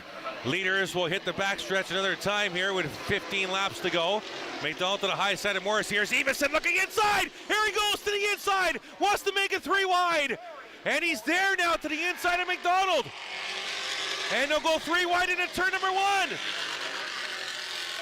And Everson pulls out of that. Morris to the lead. Couple of fast times. Go ahead, Kyle. Both Morris and Everson pulling 21.194 for Morris, and then it was a 21.18 for Everson there. There's the 62. He's serving his penalty in the penalty box. He's now he stopped, and now he's not going here.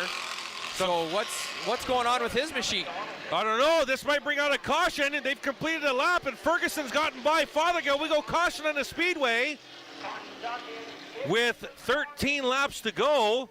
I believe the last completed green flag lap will put Ferguson ahead of Fothergill. The only problem with that is that means they'll start outside row number 2, and Fothergill will start inside row 3 on the preferred line. So we'll have to see how they reorder the field here, but the 62 of Darren Wright is stopped on the back. Darren Wright is stopped on the backstretch, and as mentioned, Darren Wright running full-time out in Grand Bend the last couple of years, and now seeing some time obviously here at Delaware Speedway. Let's check in trackside with Joey Langdon.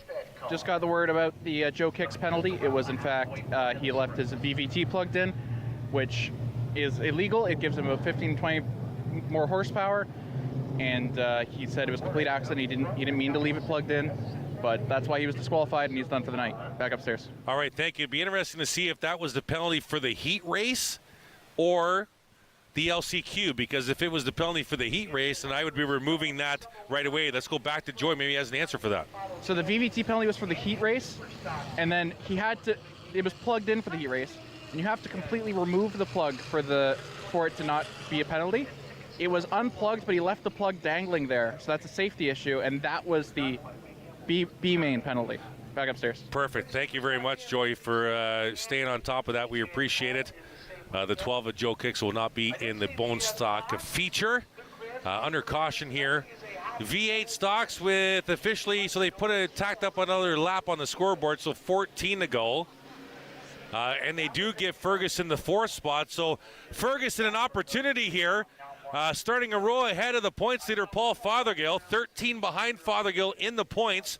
And as Kyle mentioned during the V8 heat races, the opening lap on a restart with that breakout rule is the lap to really give it, because you're starting at a slower pace.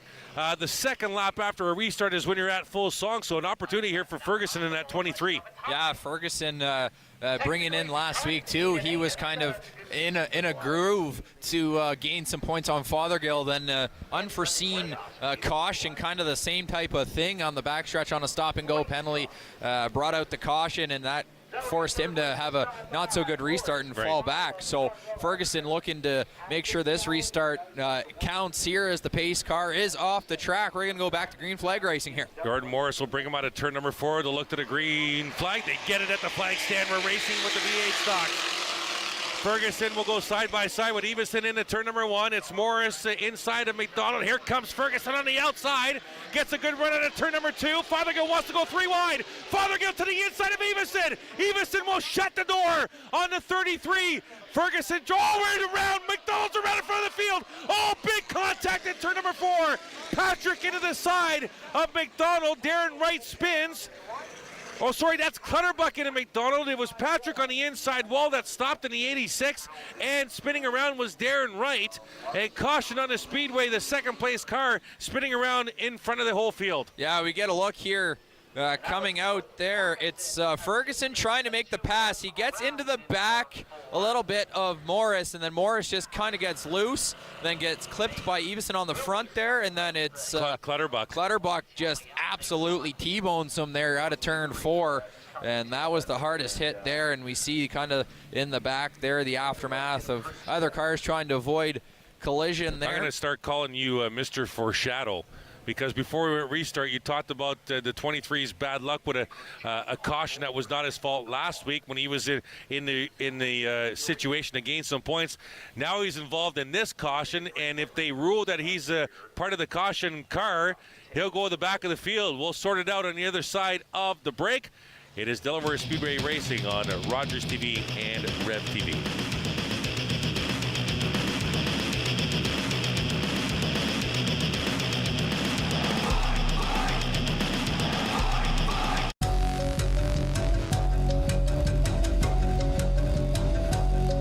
Don't be distracted and leave your cooking unattended. Stand by your pan and look while you cook. Every year, dozens of Canadians are killed or seriously injured because they take risks around railway tracks. Talk to your loved ones about rail safety. Visit stoptracktragedies.ca. Yeah, it's relatively even start to this one here. Both teams kind of just bouncing it around between each other's side. Swordbird is going to get another beautiful shot right into the back of that Fanshawe net there off a nice counterattack opportunity once again there. And they struggle when it seems as though they play teams that have the same mentality and the same game plan.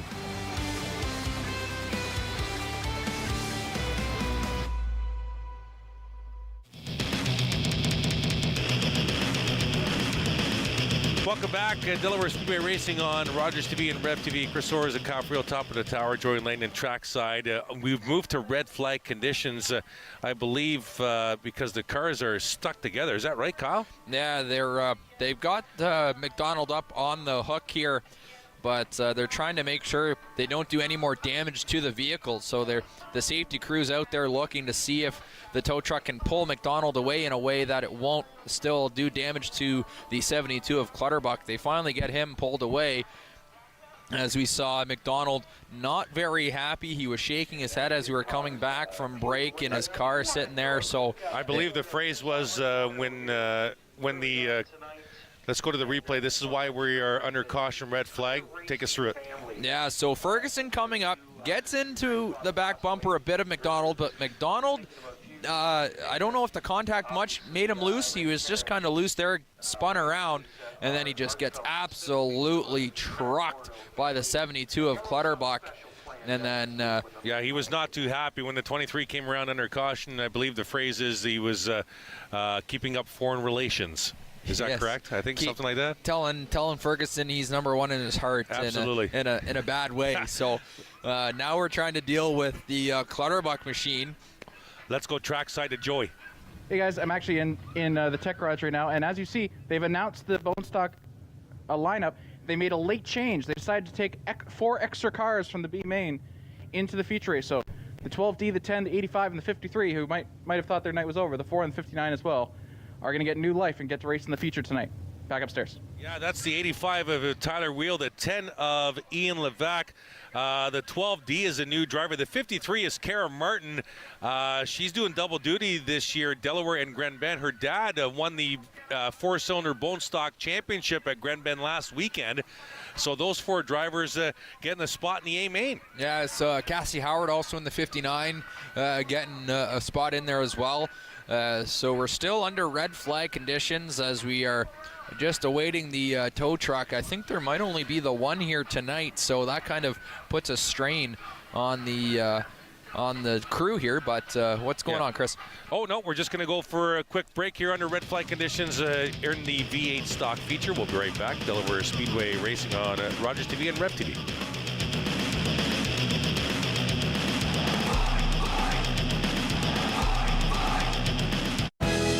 Don't get caught unprepared this summer. White's Rental is your one-stop shop for lawnmower tune-ups and repairs. You can visit us at our new location, 785 Little Simcoe Street. Jeff from Chillin' and Grillin' with Jeff here, and we are back for another incredible season of Chillin' and Grillin' with Jeff. We're going to tour some amazing backyards. We're going to meet up with some great folks, and we're going to cook some incredible food. Join us Thursdays at 7:30 for Chillin' and Grillin' with Jeff. So you've got 1,000 people and you've never had homelessness. There's no shelter. There's no there's no counting. Some one of the communities we went to in the Northwest Territories, quite far north, that had 1,000 people. They have just built their first shelter, and they were saying they were still getting people coming in.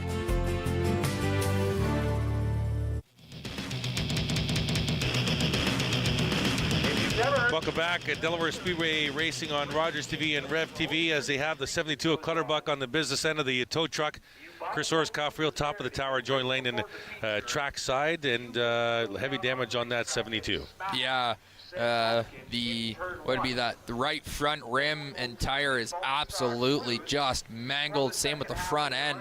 As we get a look here at the leader, it's the 73 of Jordan Morris. As we are back to yellow flag conditions, the cars are able to restart there and fire back up, and they'll get Clutterbuck off the track into his pit stall, and they'll get a couple of caution laps in. Ferguson having a little bit of trouble starting up here. No, you know what I think? He's been ordered to the back of the field. He is the caution car, the incident car. So huge implications here in the points. Now Jeff Ferguson, who was ahead of the points leader in the running order, is now 6 positions behind Fothergill. So Ferguson has some work to do here. And here's the replay. Yeah, we're going to get a look here. The 23, yes, gets underneath the back end of the 2M McDonald there, causing him to spin out. So he is the cause of the caution there. So that sends him to the back of the field. as we finish out the replay there, seeing McDonald getting the worst end of that as Clutterbuck gives him a shot trying to avoid it. So Ferguson looked like he was in a good spot to gain some points on Fothergill. Still quite a bit of time left, so we'll have to see what Ferguson can do here from the back of the pack to try and catch Fothergill in the front. Yeah, Mark McDonald raising his voice, well, not raising his voice, raising his concerns with officials down in the infield. From what we understand, it'll be Morris and Everson out front. Fothergill and Steve Aaron, row number 2. Coburn and the 45 is there as well. That is Brad Simpson, row number 3. Patrick and Wright in row number 4. And then Ferguson will start shotgun on the field. Lights off the Delaware Speedway pace vehicle with 14 laps still to go here. V8 stock feature from Delaware Speedway here on Rogers TV and Rev TV. Thanks for joining us this evening. Morris will bring him to the line here. They'll get into the restart zone. There's the yellow painted mark right there. They'll look to the flag stand, green flag, we're racing. And we'll see what Ferguson can do at the back of this field. Meanwhile, Morris quickly out front. Fothergill up to second spot to the inside of Everson. And Fothergill trying to track down the leader here. Ferguson marred at the back of the field. Morris out front. Fothergill to the inside of Everson. Aaron in the 4th spot. Coburn up to 5th. 21.1 seconds. You got to hit that mark right on it or be slower and you're good. If you're faster, you're going to the penalty box. And Ferguson's made a couple of spots up already at the back of the field. He's now up to the 7th position. And Everson's fought back to the outside of the leader. They're side by side at the stripe. And Everson wants the lead here to the outside of Morris on turn number 2. And he'll get some good speed here. He's looking pretty fast in this lap. He needs to be careful here, Kyle. The 15 wants the lead here. If he crosses in front here, he might, this will be close. He's got the lead outright. We'll check the time. He is good at a 21.297. So Everson able to catch the lead, but Morris not going away without a fight. He's going back on the inside. Clutterbuck off the pace in the 72. He'll enter the pits from the backstretch, so the 72 is off the track. And it's Morris back out to the lead. Here comes Everson. Fothergill just behind them. Ferguson in the 7th spot, battling with Patrick and Coburn for position. There's the lead battle. There's the black 33. That's your points leader. Fothergill closes right in under braking into turn number 3. It's Morris to the inside of Everson. Then it's Fothergill and Steve Aaron at the line. We'll check them again. Everybody's still good here, running well above the 21.1 breakout time, Chris. Ferguson losing spots at the back of the field. He's almost to the very back of the field. Darren Wright's gotten by Jeff Ferguson. Meanwhile, back at the front, there's the 23. He's second to last here in the field. Has some work to do here with 8 laps to go. Back to the front we go. The 73 is Morris, the 15 is Everson. Side by side for the lead. They've distanced themselves from Fothergill in the 3rd spot. Steve Aaron remains in the 4th position. Patrick up to 5th. And Morris will lead out of turn number 4 at the line, 7 to go. And side by side, caution on the speedway. We got the 45s around in turn number 2 on the inside. And that is Brad Simpson in the 45, and we'll have a caution with 8 laps to go here in the V8 stock feature. Yeah, so we see the 45 of Brad Simpson. He's able to get back going the right way. So that is good to see. So they'll have a couple laps out under caution here. They're probably going to want to get this race back as soon as possible, the green flags. Yeah. As we still got the bone stocks and the super stocks to run here, coming up on 9/28 on a rather chilly Friday night at Delaware Speedway. The first kind of real chilly night we've had this race season, Chris. Yeah. So you can tell that the summer is kind of winding down and the fall weather is going to start to pick up here as we enter into the mid part of the month. Trackside, Joey Langdon. Down here with Mark McDonald. Mark, You're pretty hot coming in. What happened? Well, the 23 car, he literally just drove right through me on the corners 3 and 4 right there. He didn't slow down, didn't nothing. Spun me right out in front of the field on a green flag restart, right when everybody's bunched together. Not when we spread out, nothing like that. And people are now saying that's racing. That's crap. You don't drive through somebody like that and spin them out because you took out me and another car, and I can't come back from this. Like, this is the end of my season. So, you came in pretty hot. You were talking to the officials. What were you saying? No, the official said that's racing, and I told him that's absolute crap. That you don't spin somebody, you don't drive through somebody's rear end on the green flag and say that's a racing incident. So, is there any hope of you finishing out the season? No, I got taken out a couple weeks ago, had to fix the whole front end. I don't have any money left in the bank. Okay, well, we're sorry to hear that, but congratulations on a good season. You had some great moments, and we hope to see you next year. Yeah, thank you. Back upstairs. Fantastic interview, Joey Lane and Mark McDonald. It's unfortunate. Oh, we got Everson into the wall. Out of turn 2, he rode the wall, and he's off the pace. And Jeff Ferguson will grab 2 spots on that altercation. And Everson is off the pace, remains on the track. Fothergill's up the second spot. Everson slow on the front stretch. He ran the wall out of corner exit in turn 2. And they're trying to get him off the track here. He's slowly approaching turn number 1. The field in turn 3. It's Morris out front. Everson will duck off the track. We'll stay. Oh, we got a car around. It's Coburn around in turns 3 and 4. Still green on the racetrack. Give another spot to Ferguson. And good night, Irene. Jeff Ferguson might be the luckiest guy in town because he gets a caution and gets the start right close to Fothergill on the restart. Yeah, so from being, here's the Everson caution here, as that was just after. This is the Coburn one, I think. Top of the screen, the white car. Oh no, that was the Everson just after he hit the wall there. So we're just waiting for that. Here it comes. Oh, here it is. Yep. We look at Everson. He's right beside Fothergill there, and just goes high and catches his right front up against the wall down the backstretch, and that caused him to get off the pace. And then it's you saw the 23 of Ferguson grabbing a couple spots there, Kyle, too, and then grabbed a couple more when Coburn spun around. Caution, and I think the field completed that lap while the Coburn machine was around, and then the caution came out. Oh no, they didn't. They're going to drop Ferguson back. How many spots are going to drop him back here? They're going to put Ferguson to the back of the field. I'm not sure about that, Kyle, to be honest with you. That is a shocking turn of events for us up here in the booth, why Ferguson is now behind a car that literally spun himself and caused a caution.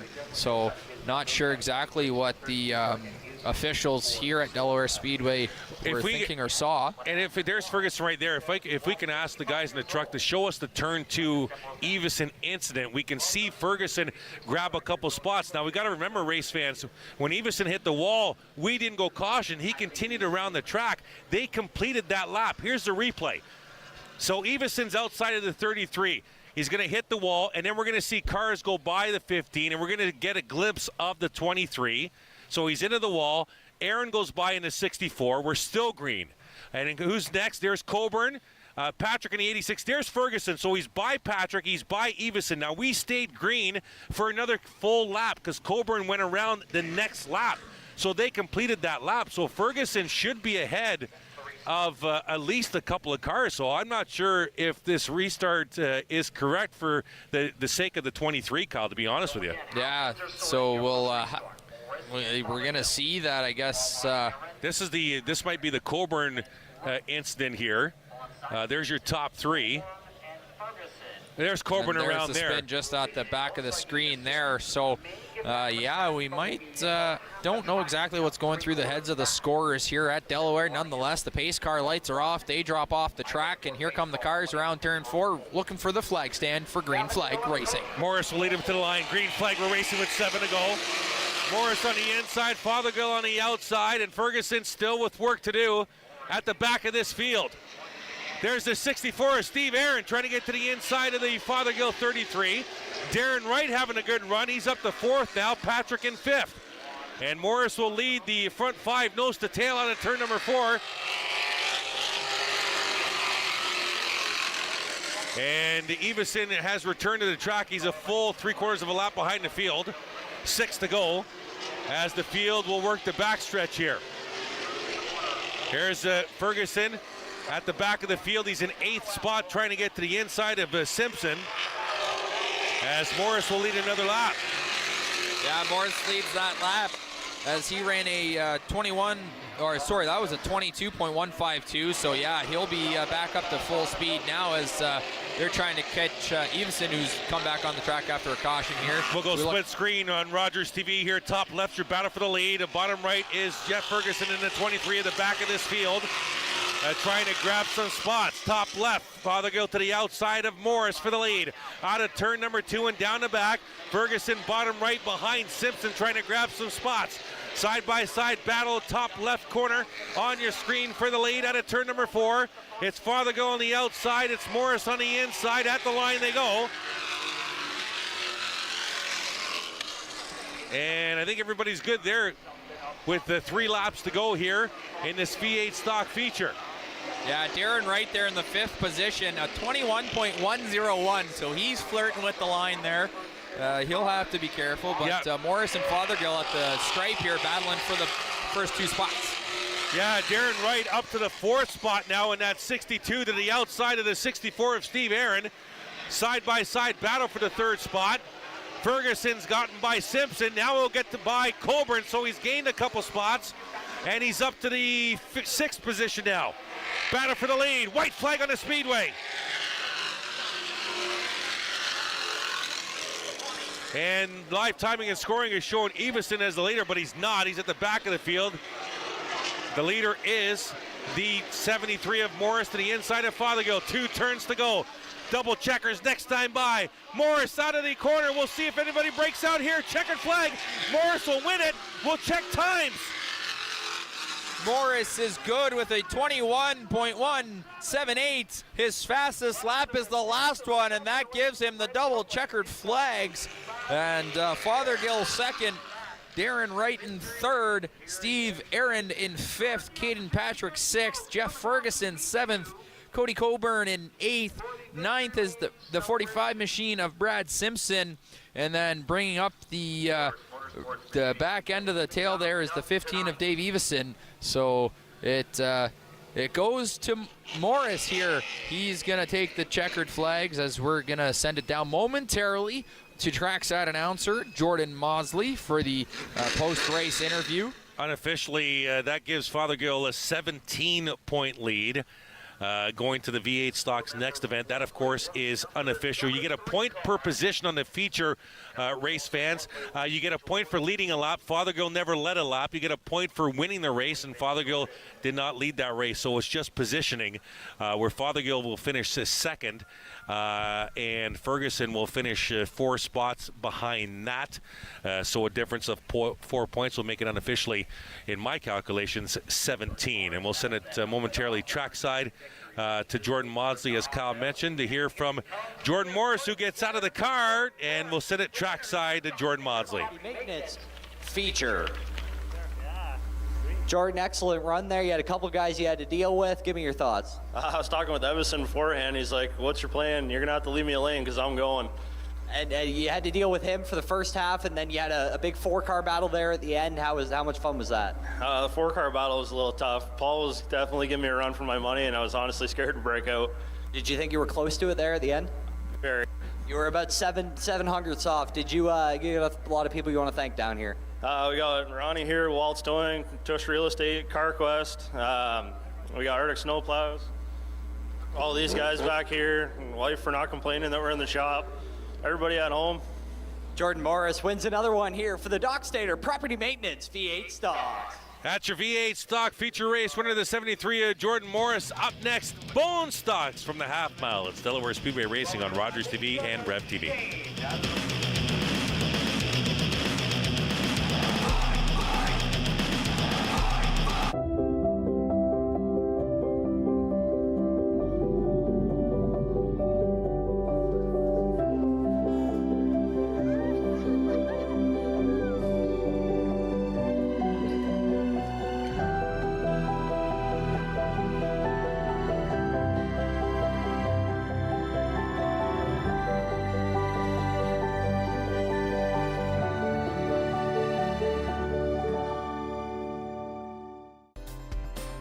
Hi, I'm Dan Mailer. I'm the host of London Lights, the show where we talk about notable Londoners who have made a big mark, big impact on the world of music, entertainment, sports, politics. Today our guest is Jonathan Hollow, Yuri Poole of the McCartney years, the one and only Jim Chapman, Peter Brennan of Jeans and Classics fame.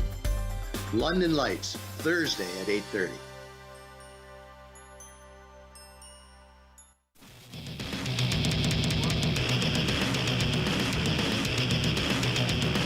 Welcome back to Delaware Speedway Racing on Rogers TV and Rev TV. Chris Soares at Kyle Friel, top of the tower. Joy Lane and trackside getting ready to go bone stock feature racing here for 25 laps of scheduled distance. Jordan Wilms will be the pole car. Joe Lawrence will be outside row number 1. Jason Lovey, who's been a fast car all season long, will start in row number 2. Talking about the points, unofficially, 4 points separate to Jay Cox from Jeremiah Rabideau. Cox, your points leader. They're going to start no, they're not going to start side by side. Checking rows here. No, they're going to be Rabideau. Jay Cox is going to start outside row number 5. Rabideau will start inside row number 6. So an opportunity here on the start here.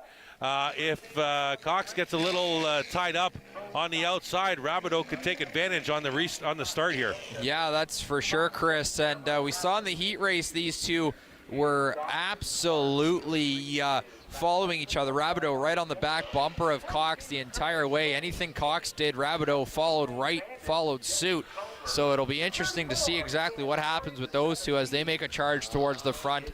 And you mentioned Lovey starting third, so it'll be interesting to see how these cars all stack up as they have 25 green flag laps to race here in this Bone Stock A main feature race here on a Friday night at Delaware Speedway. Yeah, and they have some quick cars ahead of him as well. Phil Givens will be starting inside of Jay Cox in the 50 car. He's been fast tonight. Of course, the 2 cars at the front, Jordan Wilms in the 92, Joe Lawrence in the 28. They're fast cars, and of course Jason Lovey up there in the 21C. There you see the red, white, and black car inside row number 2. The 21C, let's go trackside to Joey. Oh, I'm down here with Jeff Ferguson. Jeff, you had a couple incidents there. I saw McDonald had some words for you. What happened out there? Well, I'm sorry what happened to McDonald. He's a good guy. Turn 4 there. Was either coming a little hard, bumped his back, whatever. You guys probably would have saw it on the replay, and he just spun out. I went to the right, whatever, and then they sent me to the back. Now I've been clean all year. I don't hit nobody. You know, this is not me. It's unfortunate that it happened, but if he would have spun out and nobody hit him, he wouldn't be upset. I think he's just more upset that he's got a lot of work ahead of him. So after Coburn went out, you had made up some spots. We saw that you went to the back. We weren't sure why. What happened? Well, the 91, I tried to take him on the inside on turn 3, whatever, and we ended up bumping panels on the side, and he ended up spinning out because of it, and then they sent me to the back again. So if you look over there on the 91, you can see the tire marks on the front left there, whatever. It's not intentional, that's just racing. All right, so that is mystery solved. They classed you as an instant car, but it's going to be close points battle the rest of the year. I believe you lost a little bit of ground to Fothergill there, but good luck the rest of the year. Yeah, I understand. I know I lost a few points there, and I was trying to get ahead of them. You know, I like to speak for my sponsor, the Car Star, Backyard Racing, and Rogers TV. Thank you very much. All right, good luck. Back upstairs. And Jeff Ferguson, green flag, bone stock feature. Good jump by the 92 of Jordan Wilms. And the field, Jay Cox is going 3 wide already into turn number 1. He's gaining a ton of spots on the outside. Rabideau coming back on the inside, so the points leaders are coming in the front in a hurry. It's at the front, it's Wilms out front, Lawrence on the outside of Lovey for the second spot. There's Givens in the 50, Rabideau in the 5, Jay Cox in the 00 on the outside. Jay Cox with a smart start for the points leader. Kyle went high in turn number 1. High turn number 1 and proved to be a winning success here so far as he's gained quite a few spots. As we see now the 92 of Jordan Wilms, he's pulling away. Lovey gained a spot on Lawrence there to get into second position. Lawrence not really having a great start there. He was quite slow on the outside, so we'll see if he's able to pick up speed throughout the rest of the race. Jeremiah Rabideau back in the just inside the top 10 has chosen the outside group as well. He's going to follow Phil Givens through a couple of spots, and he'll gain a couple of spots. Up at the front, Jason Lovey's trying to track down the leader. It's Wilms out front, Lovey in second, Lawrence in third. The front three trying to get away. The points leader up to fourth now, and Phil Givens running out the top five. Jeremiah Rabideau now up to six in the 5 car, and Rabideau's trying to come to the front. The front three all by themselves out front right now. Then it's the Cox, Givens, and Rabideau, the next set of 3. And Lovey all over the rear decklet of Wilms for the lead out of turn number 4 now. And Jason Lovey has been very stout the last month and a half. He wants the lead, and he wants it right now. He'll dive to the inside in turn number 1, and Wilms will leave the door wide open. Lawrence is going to try and take advantage. The front 3 all together now out of turn number 2 and down the back. Lovey's in position now to the inside for the lead. And Lawrence is going to try and get to the inside of Wilms as well. Side by side of the turn number 4. And Lovey's going to lead the lap. Wilms trying to fight back on the outside. Rabideau battling Givens for the 5th position. About 20 car lengths behind this battle at the front. And Jason Lovey, as we have been accustomed to watching the last month and a half, back out in front in a bone stock feature. Yeah, Jason Lovey able to grab the top spot so far. But then it's the battle of Wilms and Lawrence for second there, as Lawrence trying to close the gap here on Wilms. And then it's the rest of the field. Jay Cox trying to catch the front 3 as he's sitting in 4th. It's Rabideau and Givens battling there for the 5th and 6th positions. So the front 6 pretty much all together. Then it's a huge gap back to the 7th place car of Langford, who's 3rd in the points. And the field, the leaders coming up on the back marker. Traffic's the tail end of the lead lap, just a half a straightaway ahead of them. So it's all about where you catch the traffic here at the half mile and how quickly you can get by the traffic. And Lovey is now into traffic out of turn number 4. 17 laps to go this time by for the leader, Jason Lovey in the 21C. It's Wilms, Lawrence rounding out the top 3. It's Cox in 4th. Now Rabideau to the inside of Givens for 5th, and Jeremiah will grab a spot. And Jeremiah now falls into 5th behind Jay Cox in 4th for the points lead. Lovey's into some traffic. They're all into traffic now. There's the battle for second. It's Wilms and Lawrence in the 92 and 28 respectively. They're about 5 car lengths behind the leader. Rabideau has kind of left Givens in his wake and trying to bridge the gap from the 50 car up to that battle for second spot now that you see on the screen with the 92 of Jordan Wilms and the 28 of Joe Lawrence. And right behind them is the 00 of Cox, and they've reeled in the leader. Jason Lovey trying to weave his way through traffic. He'll go to the inside and around the 14 of Lamont. And the following 2nd through 4th all nose to tail now, and they're trying to reel in the leader. This is an opportunity for Rabideau. Rabideau needs to bridge that gap to get up to the leaders here. Wilms will get to the almost to the outside of Lovey for the lead here. What's wrong with Lovey? He's off the pace again. The leader's off the pace for the 2nd week in a row, and the lead goes to Jordan Wilms. My goodness, Jordan Lovey, just absolute madness here as he has to pull off. He was backfiring down the front stretch, and now it's Wilms, Lawrence, and Cox with Rabideau in 4th trying to close the gap. My goodness, 2nd week in a row, like you mentioned, Chris. Absolutely. Jason Lovey out of the race in the 21C. Oh, my goodness. What a turn of events. The lead back to the 92 of Wilms. Here's Rabideau all by himself in 4th, trying to bridge that gap from Givens up to Jay Cox. The leaders will go 3 wide in turn number 3. To the high side of the 53 of Kara Martin. Rabideau slowly reeling in the points leader here on the front stretch. There you see Rabideau, bottom of your screen right there in the red or the black and orange number 5. Now it's anybody's ball game. Jason Lovey was pretty quick, and now he's back on pit road. Looks like the 21C is coming back on the track, I think. But he's going to be at least 2 laps down to the leader, the 92 of Jordan Wilms. Lovey will rejoin the lead just inside the leaders right now. There you see the 21C as they go by. The front 4 And you can throw in maybe Phil Givens. He's just about 6 car lengths behind Rabideau in the 5th spot. The leaders into traffic, side-by-side battle they have to work around here as they'll come out of turn number 4, 10 to go. Yeah, Wilms there able to direct his way through the back marker traffic. The front 4 all nose to tail here as it's Wilms, Lawrence, Cox, and Rabideau. And then Phil Givens in 5th, rounding out the top 5. Givens trying to make ground here on Rabideau, but he's still dealing with the traffic in behind him. The thing that we've noticed, and you and I have noticed and talked about this over the last few weeks, is Jeremiah has a really, really good car in the corners.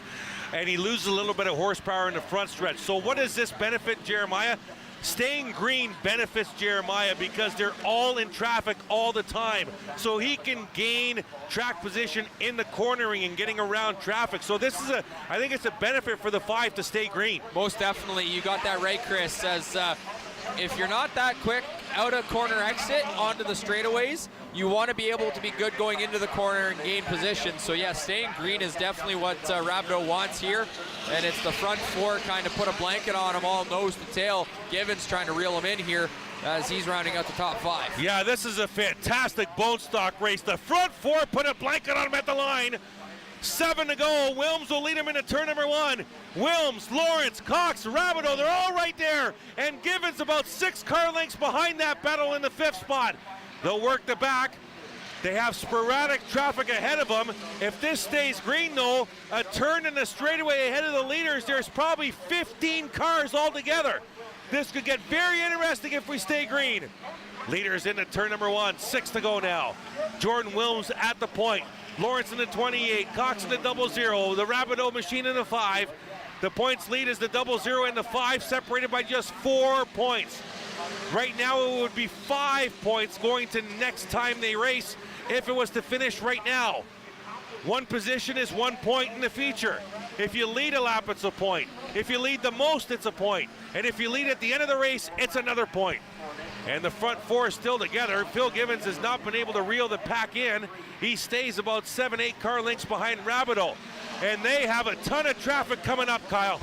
Yes, a lot of traffic as we see in the bottom of, or top of the screen there is Generu pulling off, but lots of traffic coming up for the front 4 cars here as we have 4 to go. Rabideau to the inside of Jay Cox on a turn 2 for position. That's your points battle as well. And a battle for 3rd on the racetrack with tons of traffic ahead of the leaders. 3.5 laps to go. They will catch this traffic if they stay green. It's Rabideau to the 3rd spot, and Jeremiah taking advantage of all the green flag action and being able to work himself through the corners.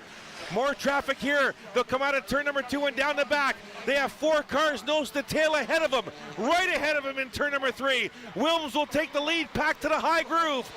They'll go 3 wide momentarily, and they'll come out of turn number 4. 2 to go this time by. The leaders on the high groove. Wilms, Lawrence, Rabideau, Cox, and Phil Givens has caught the lead foursome. It's a 5-car battle at the front of the field with a lap and a half to go. Yes, it's crazy here. The top 5 just absolutely trying to go nose to tail, but also have to maneuver through the lap traffic here as now they go to the low side at a turn 4, my goodness. 3 wide, Lawrence to the inside of Handelem on the 14. Rabideau to the inside. Cox will go to the high side, and Cox is gonna get maybe passed by Givens. Givens to the inside of the points leader for position. And the 50 up to the 4 spot. White flag on the speedway, final cornering, Cox to the high side of Givens, Wilms, Lawrence to the inside, out of turn number 4, it's going to be Wilms at the line, followed by Lawrence, Rabideau. Cox got by Givens for the 4 spot, and Phil Givens rounds out the top 5, arguably the best bone stock feature we've seen all season long. Jeremiah Rabideau trims the lead back by a point to make it unofficially a 3-point lead heading to the next bone stock event. My goodness, absolute magicians out there having to go through all that traffic, maneuver themselves high side, low side. Every lane on the track was used there for everybody there. So Jordan Wilms comes away with the victory as he gets his his helmet and Hans device off. He's going to step out of the car, and we're going to send it momentarily trackside to Jordan Mosley for the Victory Lane interview. But man, Chris Soares, what a race that was to make that feature some sort of special. Absolutely. Phil Givens loses 1 point to the points leader. He's 70 back in fourth place. Langford lost a ton of positions in the third point, but Jeremiah was able to get by Jay to grab a point back and finish a position ahead of the points leader to go 3 back unofficially. Let's go trackside to Jordan Mosley. On top of the car, down here in Pennzoil Victory Lane, once again in 2023.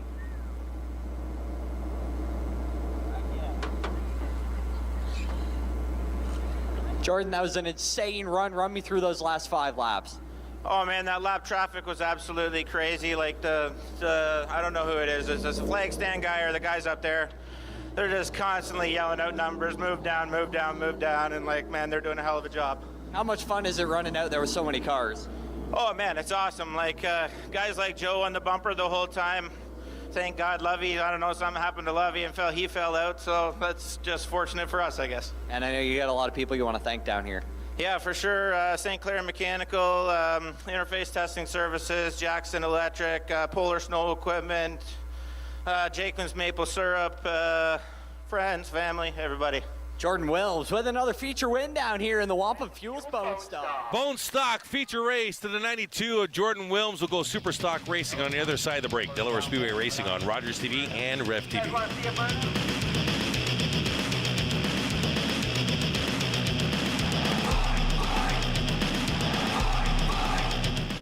Sports fans know Sundays are for football. That's why you need NFL Sunday tickets. With NFL Sunday Ticket, you'll get every live game, every Sunday afternoon, all season long. Follow your favorite teams and players live in HD. Order NFL Sunday Ticket and get up to 200 regular season games. Call 1-888-ROGERS-1 today. In the family with addiction, the person with the addiction becomes front, center all the time. Addiction and substance use affects all the layers of our society. Everything was about trying to out him and fix him, and I was just done. I always felt kind of different. I never felt the same as other people. Join addictions counselor Dean Anderson for Invisible, Breaking Through the Stigma of Addiction, on Rogers TV.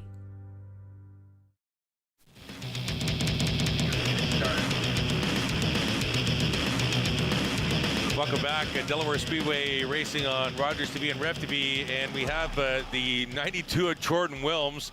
Asked the fans if they wanted a burnout, so we're going to get a burnout right here from the Bone Stock 92, the front wheel drive burnout, Kyle Friel. Yeah, the front wheel drive, getting the burnout there. Jordan Wilms, who just took home the Bone Stock feature race win, and he gives a couple of donuts too. For the fans, creating a little bit of smoke. Jordan Wilms with a little burnout, and we'll send it trackside to Joy for a report. A couple notes to just finish off the Bone Stocks for tonight. First of all, great race by all these guys. And something that the BT Racing team has noticed is it's getting close to the point where they are mathematically eliminated from being able to have a 4P. They had won the last 3 drivers' championships in the Bone Stock division with one of their drivers. They were hoping for a 4th this year, but it ended up being the Jeremiah Rabideau and Jay Cox show. Phil Givens is their best shot, but with Cox and Rabideau having great finishes, it's looking like the 4P might not happen. Second of all, the smoke in the crowd isn't just from Jordan Wilms, who just came in. It's also a little bit from Craig Cole, who spent the last 3 laps with his motor absolutely billowing smoke when he was sitting around 12th, 13th, and that caused a lot of people to check up behind him. He kept going for the last 3 laps because you might as well, you're still running pretty high. Thirdly, Jesse Herzl, who was running decently well, I believe he was at 14th at the time, came into the pits really frustrated. He thought he was a lot further back because he saw Jason Lovey pass him twice. But the reason he saw Jason Lovey pass him twice is because Lovey came into the pits. Herzl assumed, Lovey's passed me twice, I must be being lapped, so he came in thinking his night was over. But he didn't know that Lovey had come into the pits and he was actually on the same lap as him.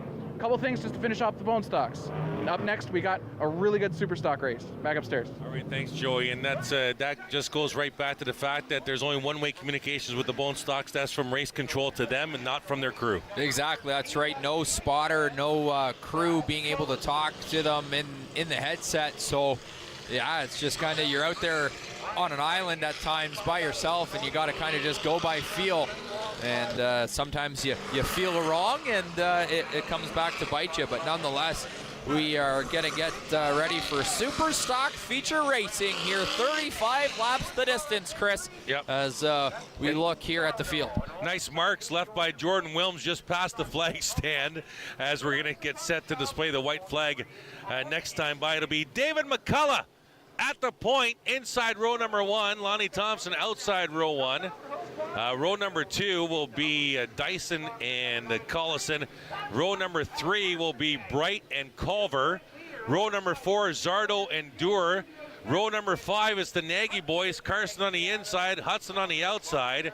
And then it's Rickwood, Verburn, Book, Vanderwist, Wilds, Orr, and Mesenberg. White flag displayed on the speedway.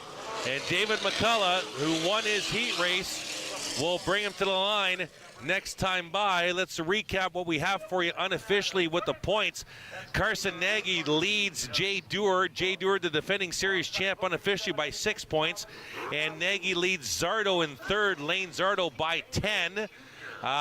Trevor Culver 24 back, but right now the top 3 separated by just 10 points. We're going to crown a champion in this division next Friday night, live right here on Rogers TV. Delaware Speedway pace vehicle ducks down on a pit road. McCullough tightens the field right up. He'll bring them to the line. You'll see the restart zone bottom of your screen, the yellow painted mark on the inside wall into the restart zone. Flag stand flies green, and we're racing with the super stock. McCullough and Thompson side by side into turn number 1. They'll go up the Delaware Hill in 2 and down the back. Dyson stays with the leaders. Collison's marred the top row and slowed them right down, including Culver and Dewar. They'll go 3 wide through turns 3 and 4 back in the field. Culver in the middle, Culver in the 1. There's Dewar in the 43. Collison in the 13. Kyle snagged up the outside row on that start. Yeah, and then Culver made a nice little dive move, and Zardo's going to try and go right underneath the 45 of Bright and trying to gain position there. Carson Nagy. Go ahead, sorry. Yeah, we just saw there. It's 3 wide to the stripe here. Bright and Zardo, a little bit of contact as well. Yeah. What racing here in the super stock division early. Culver got into the back of Alani Thompson, almost put him into the wall. Dewar's lost a couple of spots to Carson Nagy. Nagy's 3 spots ahead of Jay Dewar, which is 3 points. 4 spots ahead of Dewar. The leader is David McCullough. Dyson up to second. Lane Zardo up to third. And now it's Carson Nagy to the inside of Bright for 4th, and Bright's trapped on the outside. Hudson Nagy to the inside. That's back behind the leaders here. There you see McCullough and Dyson, your front 2. Then Zardo, your front 3, out of turn number 4. Culver to the inside of Bright behind the leaders here for 6th spot. Dewar's going to follow Culver through. Bright trapped on the outside, finally gets back on the main groove. But he lost 5 spots. It's McCullough, Dyson, Zardo, your front 3. Oh, caution on the speedway. We got a big wreck in turn number 4 while we had a lot of cars involved. Vanderwist had to duck on the pit road. And I think that's Lonnie Thompson in the white number 4, Kyle. Yeah, Lonnie Thompson there was the car sideways in between turns 3 and 4, bringing out the caution flag. And we don't have a replay there. We will go to break here. More Delaware racing on Rogers TV and Rev TV after this.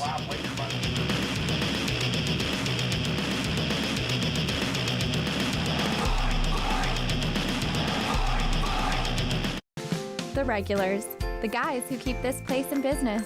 Last week, they had something to celebrate. Jason had just finished university. So they toasted his profs, his TAs, his old roommates. Well, they toasted just about everyone. But I worry about and take care of my guys. So even when I know they're not driving, sometimes that means bringing them a little surprise. And then they had a drink to me. Brought to you by Smart Serve Ontario and Arrive Alive, Drive Sober. Hi everyone, my name is Dr. Mario Elia, and I'm the host of a new show here on Rogers TV that we're calling Keeping London Healthy with Dr. Mario. I'm a local family physician here in London, and I'm very excited to be working with Rogers TV on this new format, which will give us an opportunity to explore all sorts of topics related to medicine and health. So tune in Wednesdays at 6:30 p.m. We'll see you then.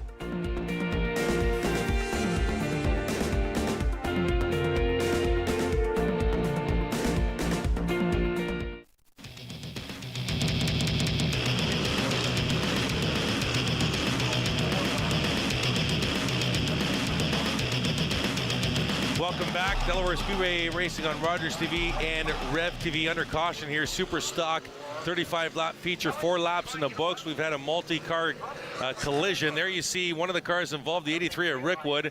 Heavy damage on the front and the right of that 83. Came in for a quick consultation. They peeled some sheet metal off the Brody's car and put him back out on the track. They are just realigning the order now.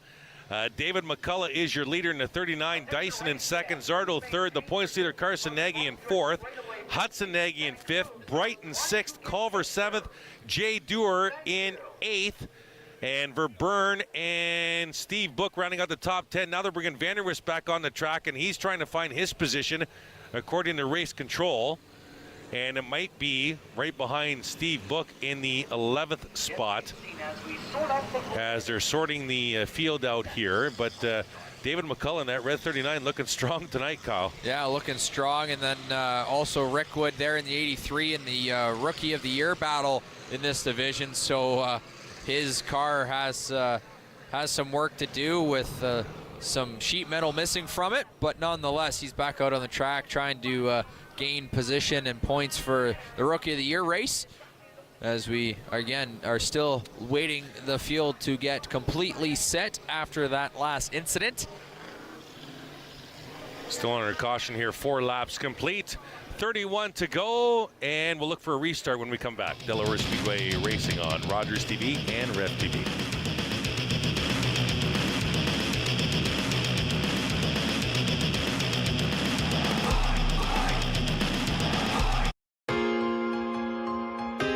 Thank you to all of our volunteers. Whether it's long production days or late nights, we appreciate everything that you do for us in helping put on our productions. Thank you, and happy National Volunteer Week. And this one will escape the Niagara end. We have a counterattack the other way. Ooh, that's a pass right in front and a goal. Wow. And how quickly can defense turn into offense?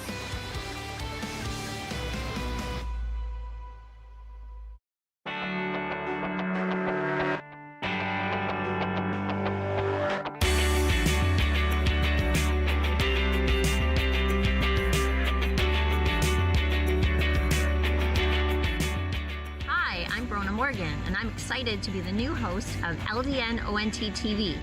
Join me and my guests as we discuss the topics trending here in London, Ontario. Tune in Thursdays at 6:30 only on Rogers TV. Back to green with the super stocks, and it's McCullough and Dyson battling for the lead at the front of the field. There you see the points leader, the 93 of Carson Nagy, up to third spot around Zardo. McCullough back to the inside, fighting for the lead with Dyson, making contact on a turn number 4. McCullough will stay on that inside line. He'll draw even again. Now here comes Zardo back to the inside, and Nagy, the front 4 all together down the back. Hudson Nagy in 5th, Culver up to 6th, Dewars by Bright for 7th. Jay Stewart needs some spots here. Carson Nagy's going to lose some spots here. He lost a couple. They're 3 wide at the line. Dyson lost some spots. Zardo to the inside of McCullough for the lead. They're changing spots like crazy at the front of the field. Side by side, McCullough and Zardo at the front of the pack now for the lead. Hudson Nagy up to 3rd. Leaders out of turn number 4. Here they come to the front stretch. We got word that there's some rain falling here. I can see it through the lights. A little bit of a mist coming down here at Delaware Speedway. So we'll have to see how that might come into play here. Wow, you're sensitive. I can't even feel that. There we see it. Good shot by the camera crew. We do have light precipitation here. Remember, there's no tread on these tires. Oh, McCullough got spun. McCullough got spun spun by Hudson Nagy, but he stays straight. He'll lose spots. It's Stewart to the inside and Nagy for position. Caution on the speedway, a hard hit in turn number 1. Cody Wilds is involved. Mesenberg, I think that's Mesenberg, involved inside lane in turn number 2. I don't know the car in turn number 1. Oh, that's Rickwood again. That's the 83 again in turn number 1. Wilds in turn number 2 with heavy damage, and the 810 of Mesenberg on the apron. Corner exit at turn 2, so 3 cars involved here, and we'll go red flag on the speedway. You can see the tire tracks for Rickwood. With 27 to go, you can see the tire tracks in turn 1 from the 83 going right up into the wall. There you see Wilds top left, that's turn 2. Rickwood bottom right. We'll go to break. Delaware Speedway Racing on Rogers TV and Rev TV.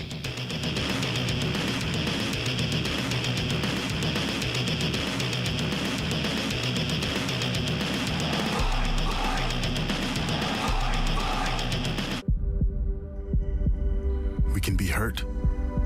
We can be bruised. We can be broken. Slowed down, confused, and even numbed. But we can't be defeated. We're built on a foundation that's strong, our mission unwavering, and together we'll beat as one. I wanna be where the people are.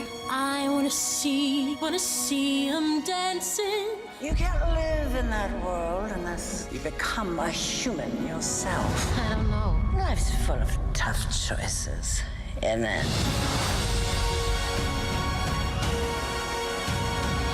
You belong to me.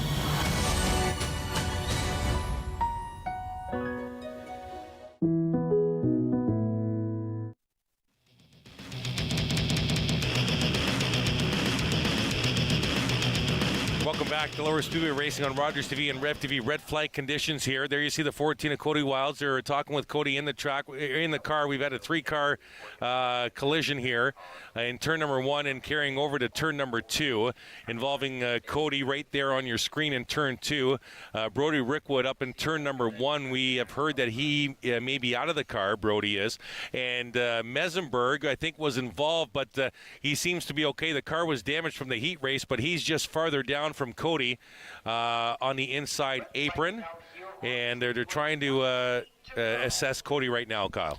Yeah, we kind of see there the race official talking to some crew members at the fence of the infield. St. John's paramedics out there with the race crew as well. It looked like the race crew was pointing to his leg, so maybe it could have. Obviously, don't want to speculate anything here, Chris, no. But some sort of injury, I'm guessing, through here as the paramedics going to try and work their magic here. As we see him getting out of the car very gingerly with the help of the paramedic and the race crew here. So we'll have to wait and see Wilds if he can muster his own power or if he'll have to get some help. We'll wait and see, but it's good that he is out sitting on his window net. So paramedics are going back to the St. John's ambulance machine to grab some necessary equipment. We are in red flag conditions on the track, and as we can see here, just a lot of fluid pouring out from the Wilds machine, and the crew gonna get some quick dry down on the track to try and soak that up as quick as possible here. We were kind of experiencing a very, very light mist on the track, and not sure if that was part of the cause of the collision in turn 1. The super stocks, they do not run treaded tires, so any type of considerable precipitation definitely affects these cars, especially into the corners. But like I said, we are not speculating on exactly what happened. I was following the battle at the front of the field, and it just happened behind there, Kyle. Yeah, as we see the paramedics have the stretcher out. Obviously, all precautionary here, too. They don't want to move Wilds in a way that could potentially injure him more than he already could be, as he is getting help from the race crew here at Delaware. Now they are moving the rest of the field into position on the front stretch, even though it's red flag conditions. That is allowed. You are allowed to move under red flag conditions if an official or a safety crew directs you to move. That is the only reason. Otherwise, you are stopped as fast as you can, as safely as you can when the red flag comes out, and you stay in that position unless you are directed to move into a different position. So they are realigning the cars on the front stretch as the crews continue to work on the Rickwood machine. It has been hauled into the infield. They're working on the cleanup up in turn 2 at the wall, or sorry, turn 1 at the wall, and obviously they are attending to Cody in the 14 and the spill from the 14 machine there on the apron of turn number 2. The Mesenberg machine has rolled away. We thought he might have been involved as well, but Kyle is rolling on direction from the crews in the 8-10 to come around to meet the start of the field here on the front stretch. And there you see Cody being transported for precautionary reasons, so the EMS staff can take a look at Cody inside their unit and do the checks that need to be done. Yeah, that's right.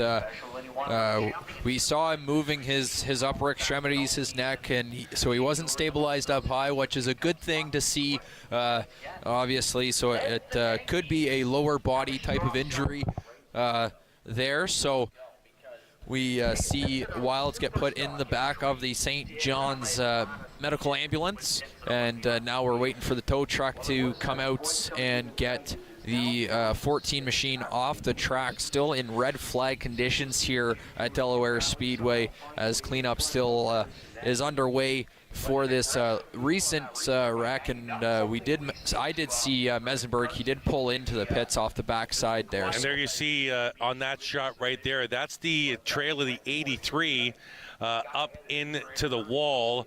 Heavy contact with the Rickwood machine into the turn 1 high wall here at the half mile. We continue to be under red flag conditions inside the Super Stock feature. We'll be right back. Delaware Speedway Racing on Rogers TV and Rev TV.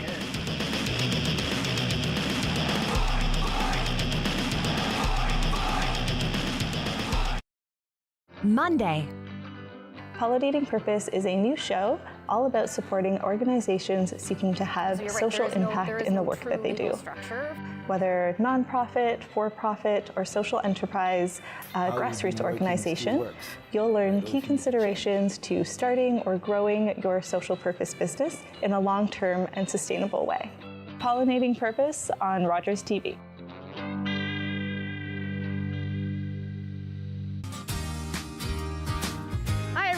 My name's Ranger M, and I work at Catfish Creek Conservation Authority. I'm the community outreach technician, and that means I do a lot of this, chatting about all things nature and conservation with kids, adults, teachers, everyone. I love to knowledge share, and that's just what I'm going to do with you. So come on, let's go learn with Ranger M.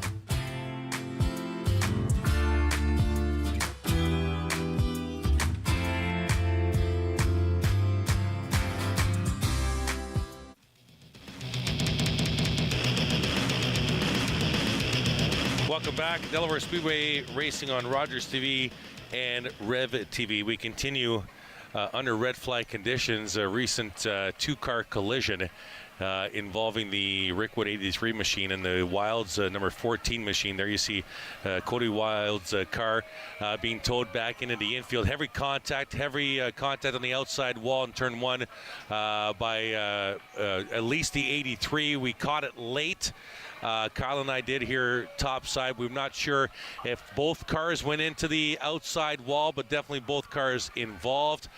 Cody was checked out by EMS in the cockpit. He got out, sat on the driver's window ledge for a few minutes while they checked him out, and then they put Cody into the EMS unit and traveled to the infield where further testing will happen with Cody Wilds. Let's go trackside to Joey. Here at the Mesenberg pit box. I just talked to Brent Pelly, one of the members of the pit crew, and he said that the damage that Mesenberg's in here for now is unrelated to the heat race damage. The spark plug wire blew or popped out on his car, and it's an easy fix. It's a long fix, but it's an easy one, and they're confident they can get back out there after this red flag. So Mesenberg, we thought he might be done for the night. They are confident that he can get back out there as soon as possible. Back upstairs. All right, thank you, Joey, from a report from the 810 pits as track cleanup continues. All involved cars have been brought to the infield now. Now the extensive cleanup, and different from the bone stocks here, Kyle, you can lay down this stay dry, kind of rub it in a little bit, and have the bone stocks go through, because they're tired automobiles. The tires are treaded, my apologies, but not with the super stocks, so they have to make sure that this track is cleaned up before they set the super stocks loose again. Oh yeah, we just had a shot of all the quick dry that is currently on the track, and a lot where the two cars came to rest after the contact, so it definitely is something they're going to have to try and spread around and get evenly distributed through the track, because obviously these cars going at a high rate of speed, hitting that quick dry can do some even more damage. So we'll have to wait and see, still under the red flag conditions, as we get a look at the Delaware crew here. You can see just behind the push board is a tire dragging on the track, kind of rubbing that stay dry in. With the side-by-side going around and just rubbing that stay dry in and soaking up the fluid. They'll do a little sweep up on that, and then we should be good to go.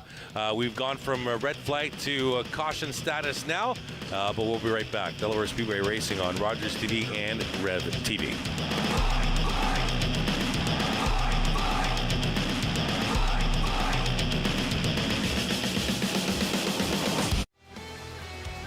And this one will escape the Niagara end. We have a counterattack the other way. Ooh, that's a pass right in front and a goal. Wow. And how quickly can defense turn into offense?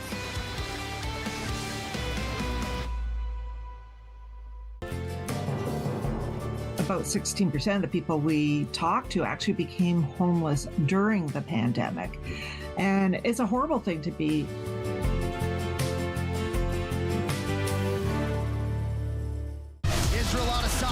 One of the greatest mixed martial arts fighters of all time.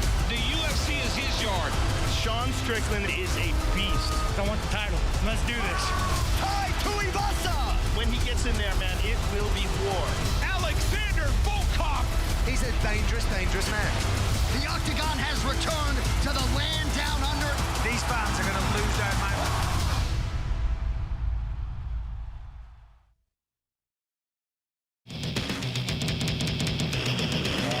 Welcome back. Delaware Speedway Racing on Rogers TV and Rev TV. The Colliston 13 machine with some difficulty was parked on the high side of the front stretch before the start-finish line, and the the side-by-side went to push, and the 13 veered down to the inside. Maybe there's steering issues on the 13. Yeah, we see he's trying to get the steering wheel back, and he's turned the wheels, so now there he is. He's able to kind of get it restarted a bit. He's still quite slow. See if he'll be able to get back up to some speed here, but good to see the 13 machine back up and running. The side-by-side is right there making sure, and it looks like he's ready to go. Let's go trackside to Joey. So update on Cody Wilds. He's still being checked out by the medical staff here at Delaware Speedway. The rest of his team is down there with him. So down here at his car, the Jennifer Hatch and Len Starrett bone stock teams have taken control of his car, making sure it gets back to the pit box okay, gets back to the hauler okay, because the rest of the Wilds team is over with Wilds himself. So the Starrett and Hatch bone stock teams are here to take care of the car, make sure it's okay while the team checks in on Cody. Back upstairs. All right, thank you, Joey. Yes, Cody being checked out in the EMS unit, parked just inside the wall in turn 1. There you see it just momentarily left side of your screen as the field paces under caution here. We've completed 7 laps of this 35-lap feature, with the leader still being the 39 of David McCullough. And we were 10-15 minutes ago feeling a very, very light mist. Now I'm kind of feeling it again a little bit here. but not enough, I would imagine, to stop the proceedings of this feature race for the Super Stocks with 28 laps to go.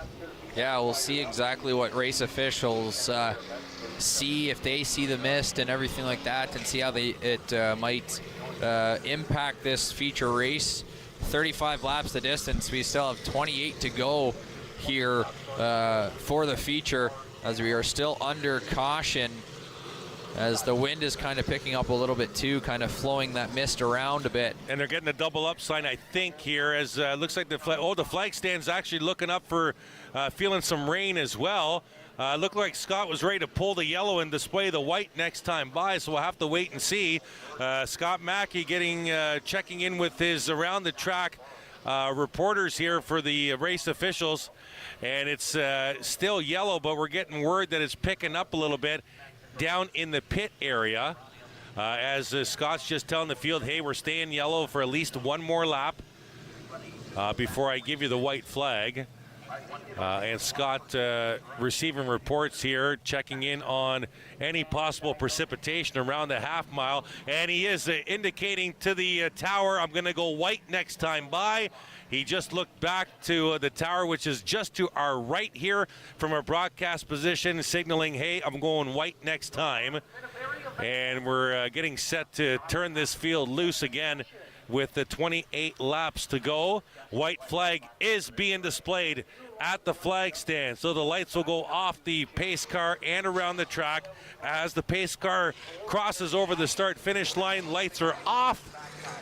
And David McCullough in the red 39 getting set to lead the field. The green will have Lane Zardo outside row number 1. Row number 2, the Nagy boys. Hudson inside of Carson. Carson, the points leader. Just behind Carson is the row of Trevor Culver and Jay Dewar. So Jay Dewar second in the points. Just 6 back of Carson Nagy. He'll start right behind Nagy on the outside. Third in points, 10 off the lead, is Lane Zardo, who will start outside row number 1. So a good spot here for the 36. McCullough will lead him out of the turn number 4. Green flag, we're racing with the Super Stocks. McCullough with a great jump. Hudson Nagy with a great jump to the inside of Zardo. Zardo caught a little bit on that start by McCullough, and Nagy to the inside of Zardo. That's Hudson Nagy. And Carson trying to follow him through. Carson washes up the track. Culver to the inside for 4th. McCullough will lead that lap. The front 6 trying to get away. Carson Nagy, the points leader, trapped on the outside, right of your screen. To the right of the number 1 of Culver. Dewar trying to follow him through. On the inside, the points battle side by side for 5th. And McCullough will lead Hudson Nagy. And that 36 of Hudson Nagy looking really racy right now. Yeah, Hudson Nagy throwing all he's got at the front of David McCullough here. But this is the battle here. We're caution on the speedway. And, we got the 13 of Collison into the wall, inside wall in the front stretch just before the start-finish line. And we go caution again with 26 to go. Let's go trackside to Joey Langdon. Just got done speaking to members of the Wilds team. They said Cody is alert, talking, perfectly talking in the ambulance right now. He said he's got a lot of leg pain, but it was lowering by the time he got to the ambulance, and seems like nothing super serious, but some leg pain, and that's about it from Cody Wild. So we got some word from the team that he's fine, just like I said, leg injury. Back upstairs. All right, that's somewhat good news from the Wild camp. Thank you very much, Joy. I wonder if this 13 incident has to do something with when he was being pushed by the side-by-side at our last caution from the outside on the front stretch, and the car veered to the inside wall. Maybe there is some steering issues with the 13. We're not sure what happened to the Collison machine. This happening with 27 laps to go in the Super Stock feature. So a couple of quick cautions here have slowed the pace of this feature down quite extensively. And that 36, as Kyle was documenting, really looking racy here, was all over the rear decklet of the 39 McCullough machine. Lane Zardo caught off guard on that restart. McCullough got away. Hudson Nagy got to the inside of Zardo before turn 1. That's how bad the 36 was caught off guard.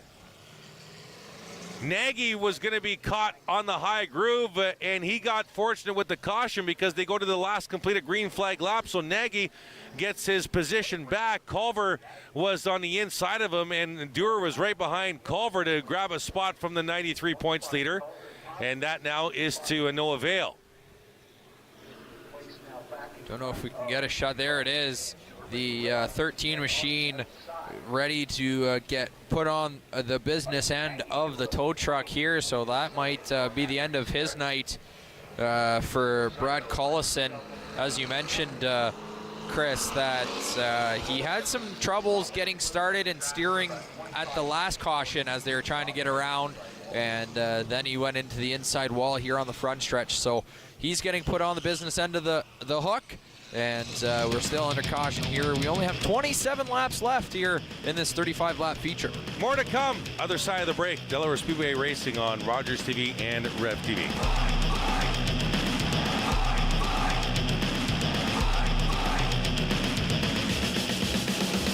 If you're the parent of a 12 to 14-year-old girl, I do not have to tell you how difficult it is to grow up today. Research shows us that mental health challenges are on the rise.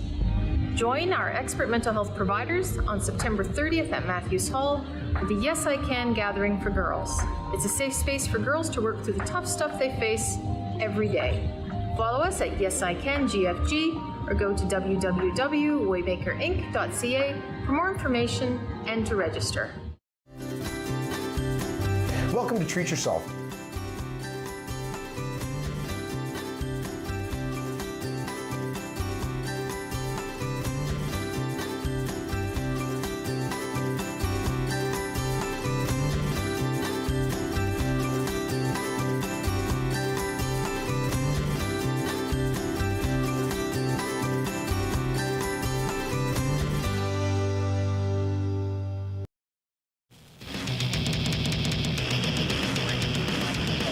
Welcome back at Delaware Speedway Racing, Rogers TV and Rev TV. Thank you for joining us on your Friday night, and hope you had a great day today. Chris Soares, Kyle Friel, top of the tower. Joy Langdon trackside, white flag being displayed. Super stock feature. 8 laps complete out of 35. We've had a few cautions here, very short together. And now we're hoping to get a good green flag run here, as white flag has been displayed. David McCullough, your leader in that red 39, inside of Hudson Nagy.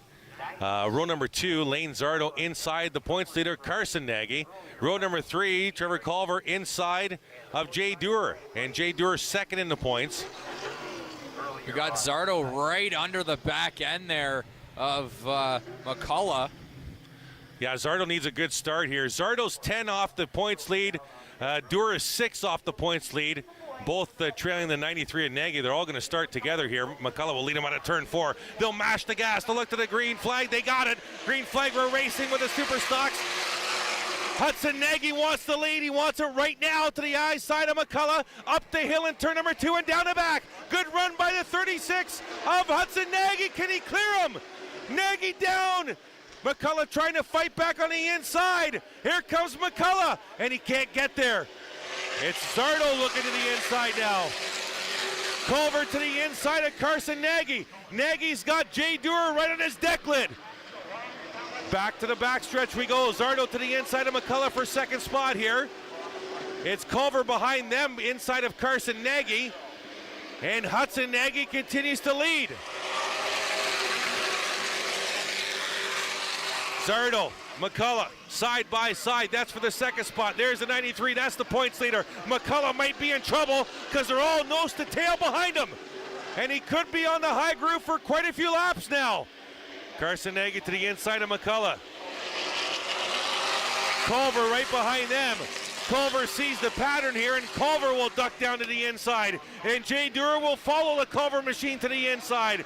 Rick Verburn up to 7th spot. Good run by the 88. But it's Hudson Nagy out front. Zardo trying to get some points here on Nagy and Dewar. The only problem is Carson Nagy sits right behind Zardo. Culver to the inside of McCullough. Yeah, Carson, there's Dewar inside McCullough as well. He's looking for the pass. McCullough falling quickly off the pace here, as now the 88 machine of Sterritt trying to pick up the bones here. McCullough got into the left rear of Dewar, almost turned him around. Now McCullough still trapped on the outside. It's Verburn to the inside of McCullough. McCullough was the leader the entire feature until he got trapped on the outside and the train went by him. It's Hudson Nagy out front, Zardo, Carson Nagy, second and third. Then it's Culver, Dewar, your top five, and McCullough continues to lose spots. The front five trying to get away now. Hudson Nagy will lead Lane Zardo and Carson Nagy down the back. Culver and Dewar fourth and fifth. Now it's Verburn past McCullough. Now it's Dyson to the inside of McCullough, and the train doesn't stop there. As David McCullough losing a ton of spots. He just can't get down to the main groove. Yeah, he's been stuck on the high side, and the train just keeps on rolling by him here as now Dyson makes his pass. He's still fighting back, though, coming out of turn 3. Carson Nagy now pressuring Zardo for second. That's two of your top 3 point getters. The 93 leads the 36 by 10 points going into the feature. None of the top 3 have led a lap. So right now it's all positioning. And once again, feeling a very light mist top of the tower here. We can feel it now as we stay green with 18 laps to go. And McCullough finally gets in the spot behind Dyson. McCullough's all the way back in 8th after leading the field to green. And we can feel the mist, Kyle, here.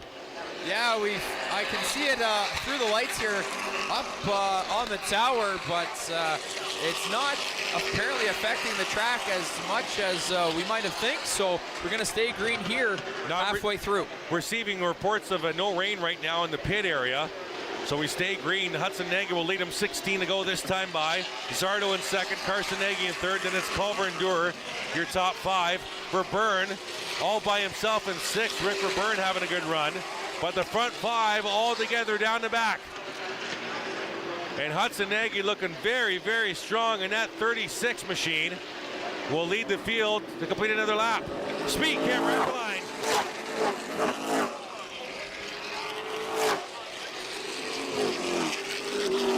That caution on the speedway.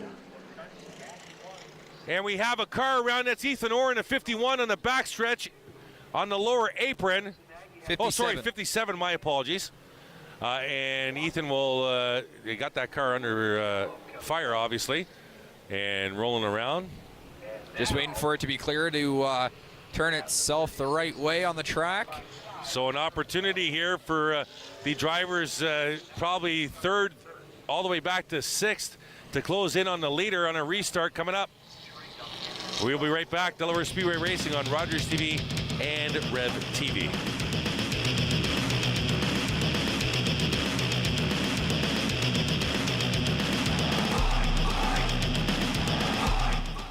It isn't the heavy trays that make the job difficult, or the fast pace you need to keep up. It's not working another double because someone called in sick. What makes the job tough is the moment you realize a customer has had enough, and you have to make that decision not to overserve. Refusing service isn't personal, it's the law. We know it's not easy, but we're counting on you to keep us all safe. Thank you, servers, for doing the tough job. As each day passes, we have one guarantee. The sun will rise in the morning and set in the evening. No matter where you are on this earth, there is a sunrise and a sunset. No matter the weather, the pollution, the clouds, there is a sunrise and a sunset. No matter what you do, like the sun, you will also have a time to rise and a time to set.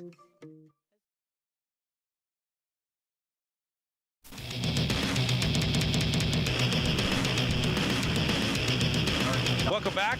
Delaware Speedway Racing on Rogers TV and Rev TV. Thank you for joining us. Hope you had a great Friday and hope your weekend looks good for you, no matter what you're doing. Chris Soares, Kyle Friel, top of the tower. Joey Langdon, trackside.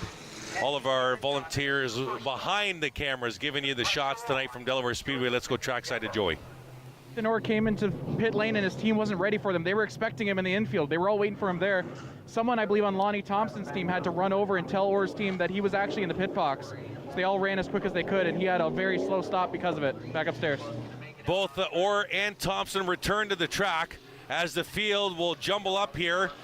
Looking for a restart with 16 to go. It'll be Hudson Nagy choosing the inside lane. He's purposely slowing down because Zardo's too far ahead of him. It's Nagy that sets the pace here, and Nagy will mash the gas for green. Hudson Nagy will lead the field through turns 1 and 2. Carson Nagy looking to the inside of the 36 of Zardo, and they might be trapped on the outside. Culver is trapped for sure. Culver on the inside of Carson Nagy. Jay Stewart there in the 43, and Culver has some work to do, and Zardo forced Culver into the wall out of turn 4. That was an absolutely crazy move by Zardo there as he shut the door on the high side on Culver, almost forcing Culver into the wall. So Carson Nagy to third. Now Jay Stewart to the inside of Culver for fourth. Stewart needs to stay with that 93 as best as possible. Jay Stewart, the defending series champ. It's Hudson Nagy at the point with 14 to go. Zardo second, Carson Nagy third, and it's Stewart and Culver side by side for fourth. Into turn 3 they go. Stewart in a 43, Culver in a 1. Trevor Culver just running the rails off that 1 to stay or try and get ahead of the 4 or the 43. He's almost there, but can't get down. The 43 of Stewart comes back on the inside. The longer they stay side by side, the more track distance they lose to the leaders. Through turns 3 and 4, Stewart and Culver still, Culver got loose, and Stewart will grab the spot. Jay Stewart up to 4th, Culver to 5th, Dyson in 6th, Verburn in 7th. Steve Book having a good run in 8th in the 0-7 for the Ramsey team. And Culver trapped on the outside again. Dyson to the inside now.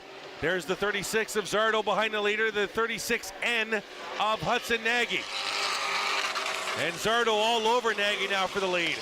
Carson Nagy, the points leader, just behind them. Zardo looks to the inside. And Hudson Nagy gets a good run out of corner exit of turn 2.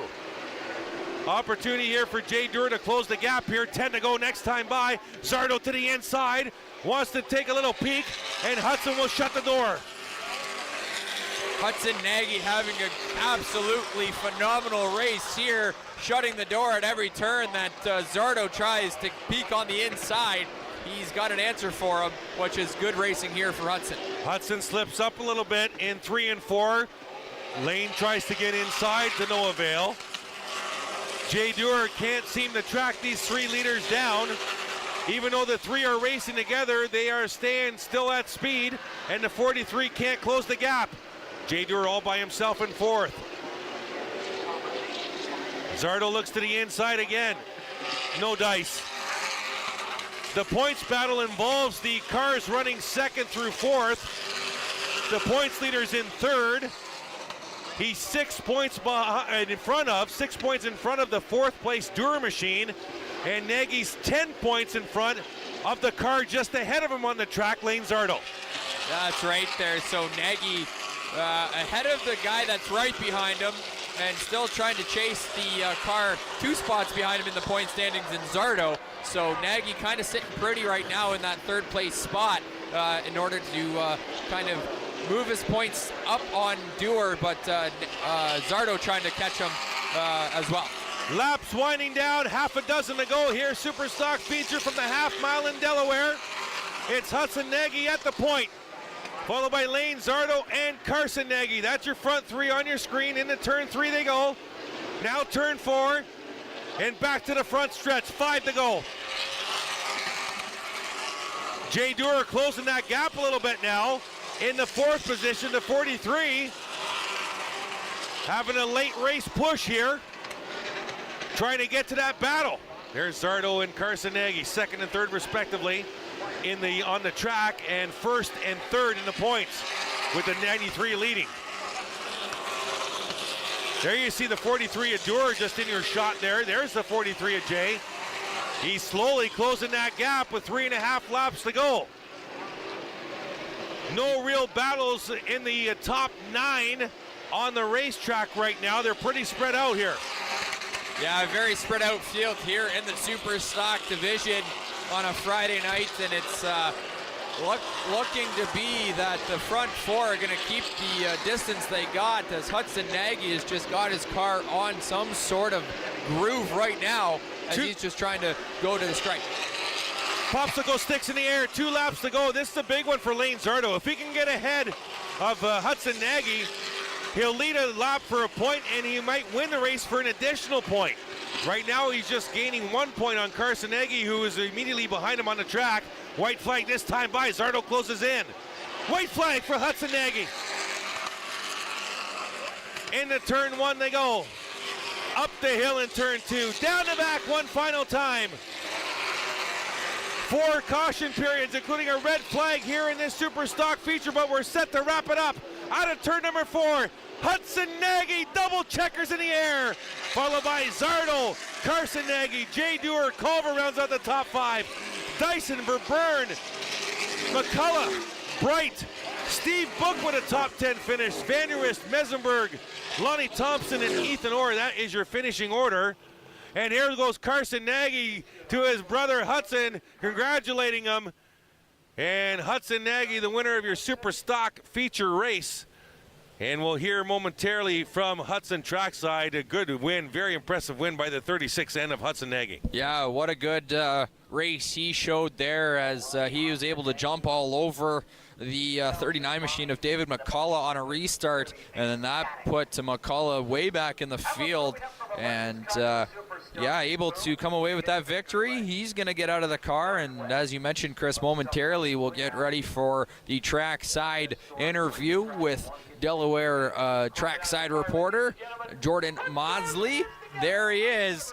Just so much excitement for Hudson Nagy, as he doesn't even have his helmet off. He's just too excited. He'll finally get his equipment off, get the hat out of the car, and come for the interview down to Jordan Maudsley. Congratulations. Hudson, insane race. Walk me through those last 5 laps. Just holding on. I know the 36 Lane Zardo, he's quick here, and just held on to it. How much fun is it out here racing with your brother? It's a ton of fun. Just seeing him up there with me, side by side, it's awesome. We ran in iRacing. We didn't do so good, so it's good to see that we can run clean here tonight. Should we be expecting more of this for me the rest of the season? I hope so. We'll see. There's 2 more races here left in the season, and I think we got this thing dialed in, so. And I know you got a lot of people you want to thank. Yeah, we couldn't be here without Northern Performance, Fielding's Winery, 36 Graphics, Pure Energy Performance. I think that's it, yeah. Hudson Nagy puts on an absolute clinic and brings home the feature. Hudson Nagy, your Super Stock feature race winner. Will wrap things up from Delaware Speedway after the break. It's Delaware Speedway Racing on Rogers TV and Rev TV.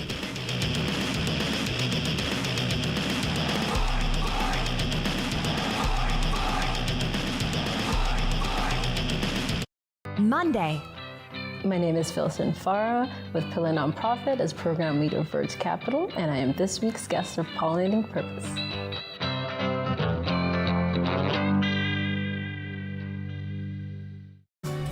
Do you have questions about menopause and the menopause journey? We've got you covered. Join us for the Modern Woman's Menopause Show, and hopefully we can give you some answers. And of course, my friends, don't forget to sparkle. Do you have something to share? Let everyone know about your next meeting, your need for volunteers, or your fundraising event on the Rogers TV Community Billboard. Send us your words and we'll bring them to life on Rogers TV and rogerstv.com. When it's time to spread the word, go to rogerstv.com to add your announcement to the Community Billboard.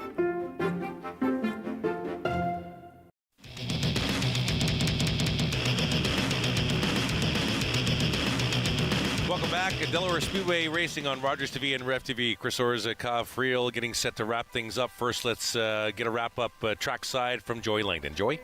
I would be remiss not to mention that Carson Nagy told us that in no way Hudson Nagy being here is to further his championship hopes.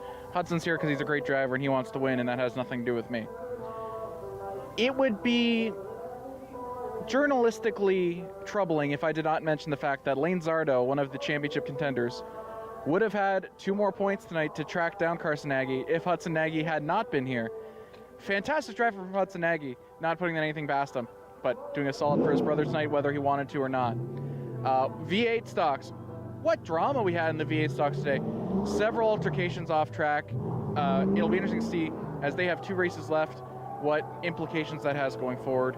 And the Bone Stocks, closest championship fight we've had all season. The standings in the championship fight are the closest we've had all season. Cox and Rabideau, they still have some stuff to settle, but friendly rivalry between them. There's some not so friendly rivalries down the card in the Bone Stocks. Next week, I'm so excited because we're going to crown 2 different champions here, the late models and the super stocks, and both have been really hotly contested and full of amazing rivalries and full of amazing top prospects and amazing veterans. It's all amazing here. Delaware Speedway on Rogers TV. Thank you so much, and we'll see you next time back upstairs. All right, thank you, Joy. Fantastic job tonight, by the way. Just unofficial points right now. These are unofficial in the V8 stock. Fothergill leads Ferguson by 17 to their next event. Bone stocks, Cox leads Rabideau by 3, heading to their next event. Unofficially, super stocks, Carson Nagy leads Jay Stewart by 7. Lane Zardo by 9 heading to next week. Your thoughts? So actually, let's go to the results here. Kyle, take us through the results. Yeah, first for the Bone Stocks, it was the 92 machine of Jordan Wilms able to pick up the victory there after yet another week of Jason Lovey having some mechanical issues with his vehicle. Joe Lawrence finishing second there. To the V8 stocks, it's Jordan Morris, Paul Fothergill, and Darren Wright, and the podium finishes there. And then, as we just saw in the super stocks there, the 36N of Hudson Nagy taking home the victory ahead of Lane Zardo and his brother Carson Nagy. So those are the results for this yet another Friday night here at Delaware Speedway. As mentioned, Chris, next week some big implications for the super stock and pro late model divisions championship night. Yeah, you don't want to miss it. Our last broadcast of the season, we're going to crown 2 champions, as Kyle mentioned, super stock late model champions to come next Friday, and the Touring Ontario super stocks will be with us as well. If you want to join us next Friday, we'll be on the air with you at 7:30. Enjoy the rest of your weekend. Thanks for tuning in on behalf of the entire Rogers TV staff. Delaware Speedway Racing on Rogers TV and Rev TV. Good night.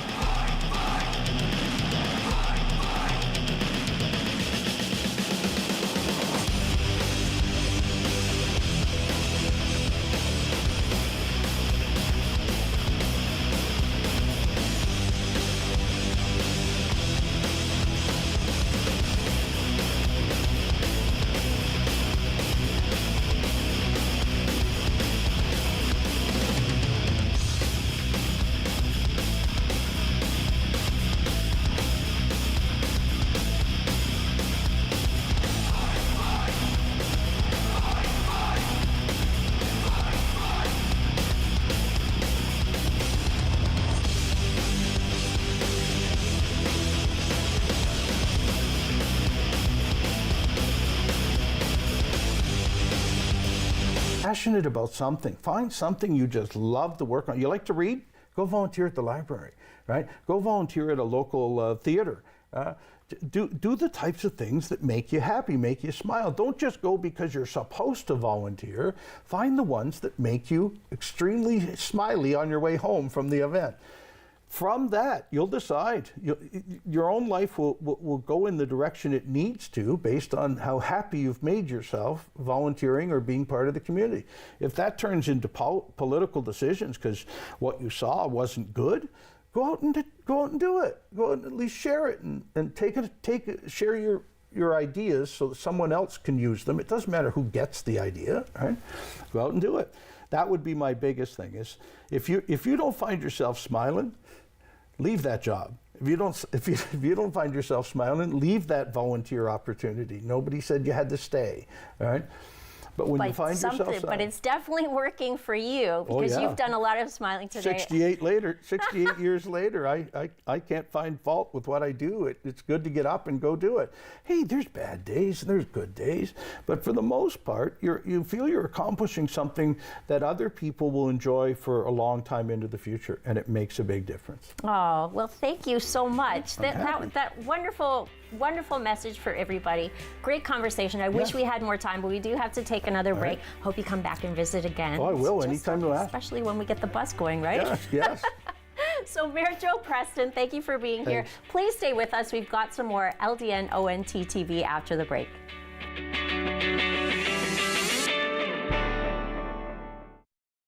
This program is brought to you by the following sponsors.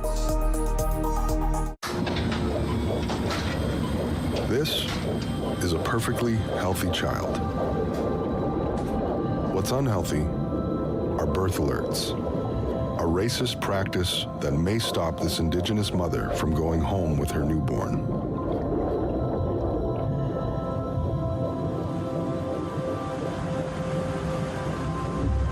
Become an ally. Rise above racism in healthcare. Hi everyone, my name's Ranger M. I love to knowledge share, and that's just what I'm going to do with you. So come on, let's go learn with Ranger M.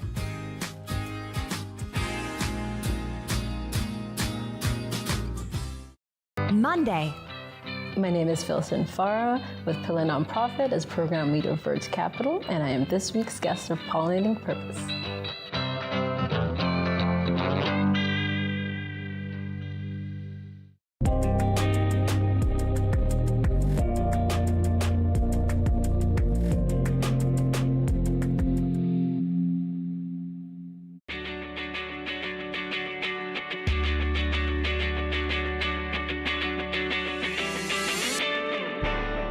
Welcome back to LDN ONT TV here on Rogers TV. Just had a great conversation and really encouraging conversation with Mayor Joe Preston from St. Thomas. And now I get to introduce you to my friend Akira. So Akira is the person we were chatting about a little bit, that Joe was encouraging to do the things that make her happy in her life, and, you know, if it doesn't make you happy, don't do it. Akira, how old are you? I forget. I'm 10. You're 10. And you go to Prince Charles, did you say? Yes. So how's Prince Charles going this year so far? It's going very good, but I don't really like school, but the thing that I like about school the most is gym. There you go. So there's something that makes you happy about school. Yeah. So when Joe was talking, you know, about the things you get involved with and how you can do nice things for people in the community. I know you guys do a lot of nice things for your family and other people in the community. What's your favorite thing to do that's just kind of makes people's day? Make jokes. Yeah. But sometimes I like making food for people that when they're sad. Like, for example, like if I see like my mom in the living room just like sad, just on her phone or something, I just go ahead, just with anything, like if there's just like cheese and crackers or something, I just make it. Yeah. And that's such a nice thing to do, because everybody needs to eat, right? Yeah. So that's a simple thing that anybody can do. And even if it is, speaking as a mom who has to do a lot of cooking, like if somebody brought me some cheese and crackers, that means a lot to me. So children, if you're out there, cheese and crackers would be great. Tell me one more thing. So you know I'm an artist. Yeah. I love to draw, I love to paint, I love to teach. You're an artist as well. Yeah. What is your favorite materials to draw with, and what's your favorite subject? So, I don't know. Well, the materials I use is mostly just pen and a pencil, because I do sketching on my sketchbook.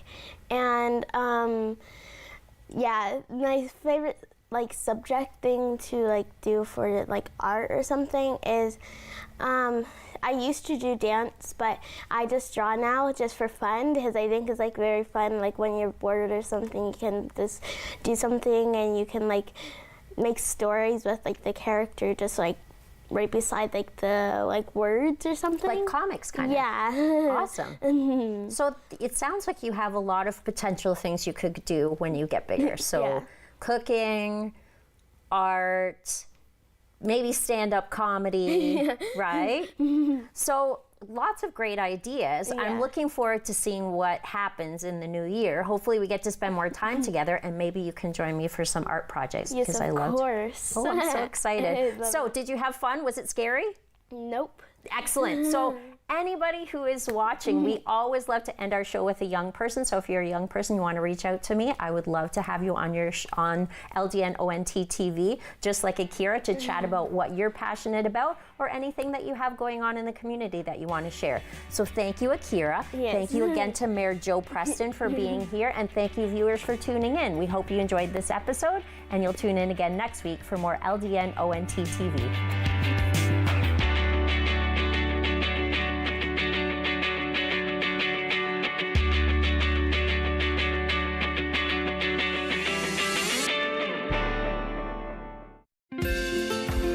Call the Rogers TV viewer response line, email us, or connect with us on social media.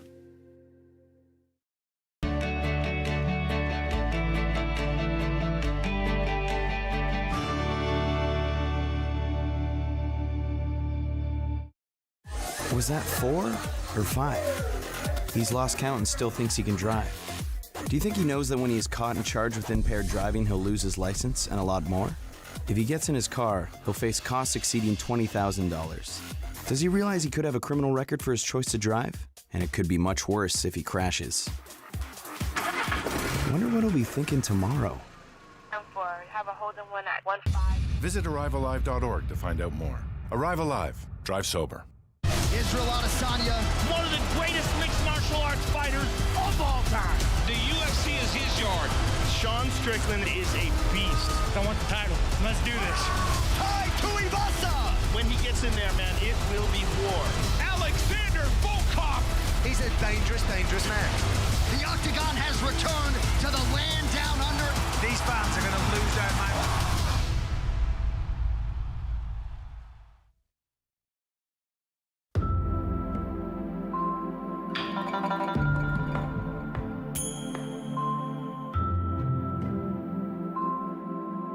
Jeff from Chillin' and Grillin' with Jeff here. This week we're going to head over to my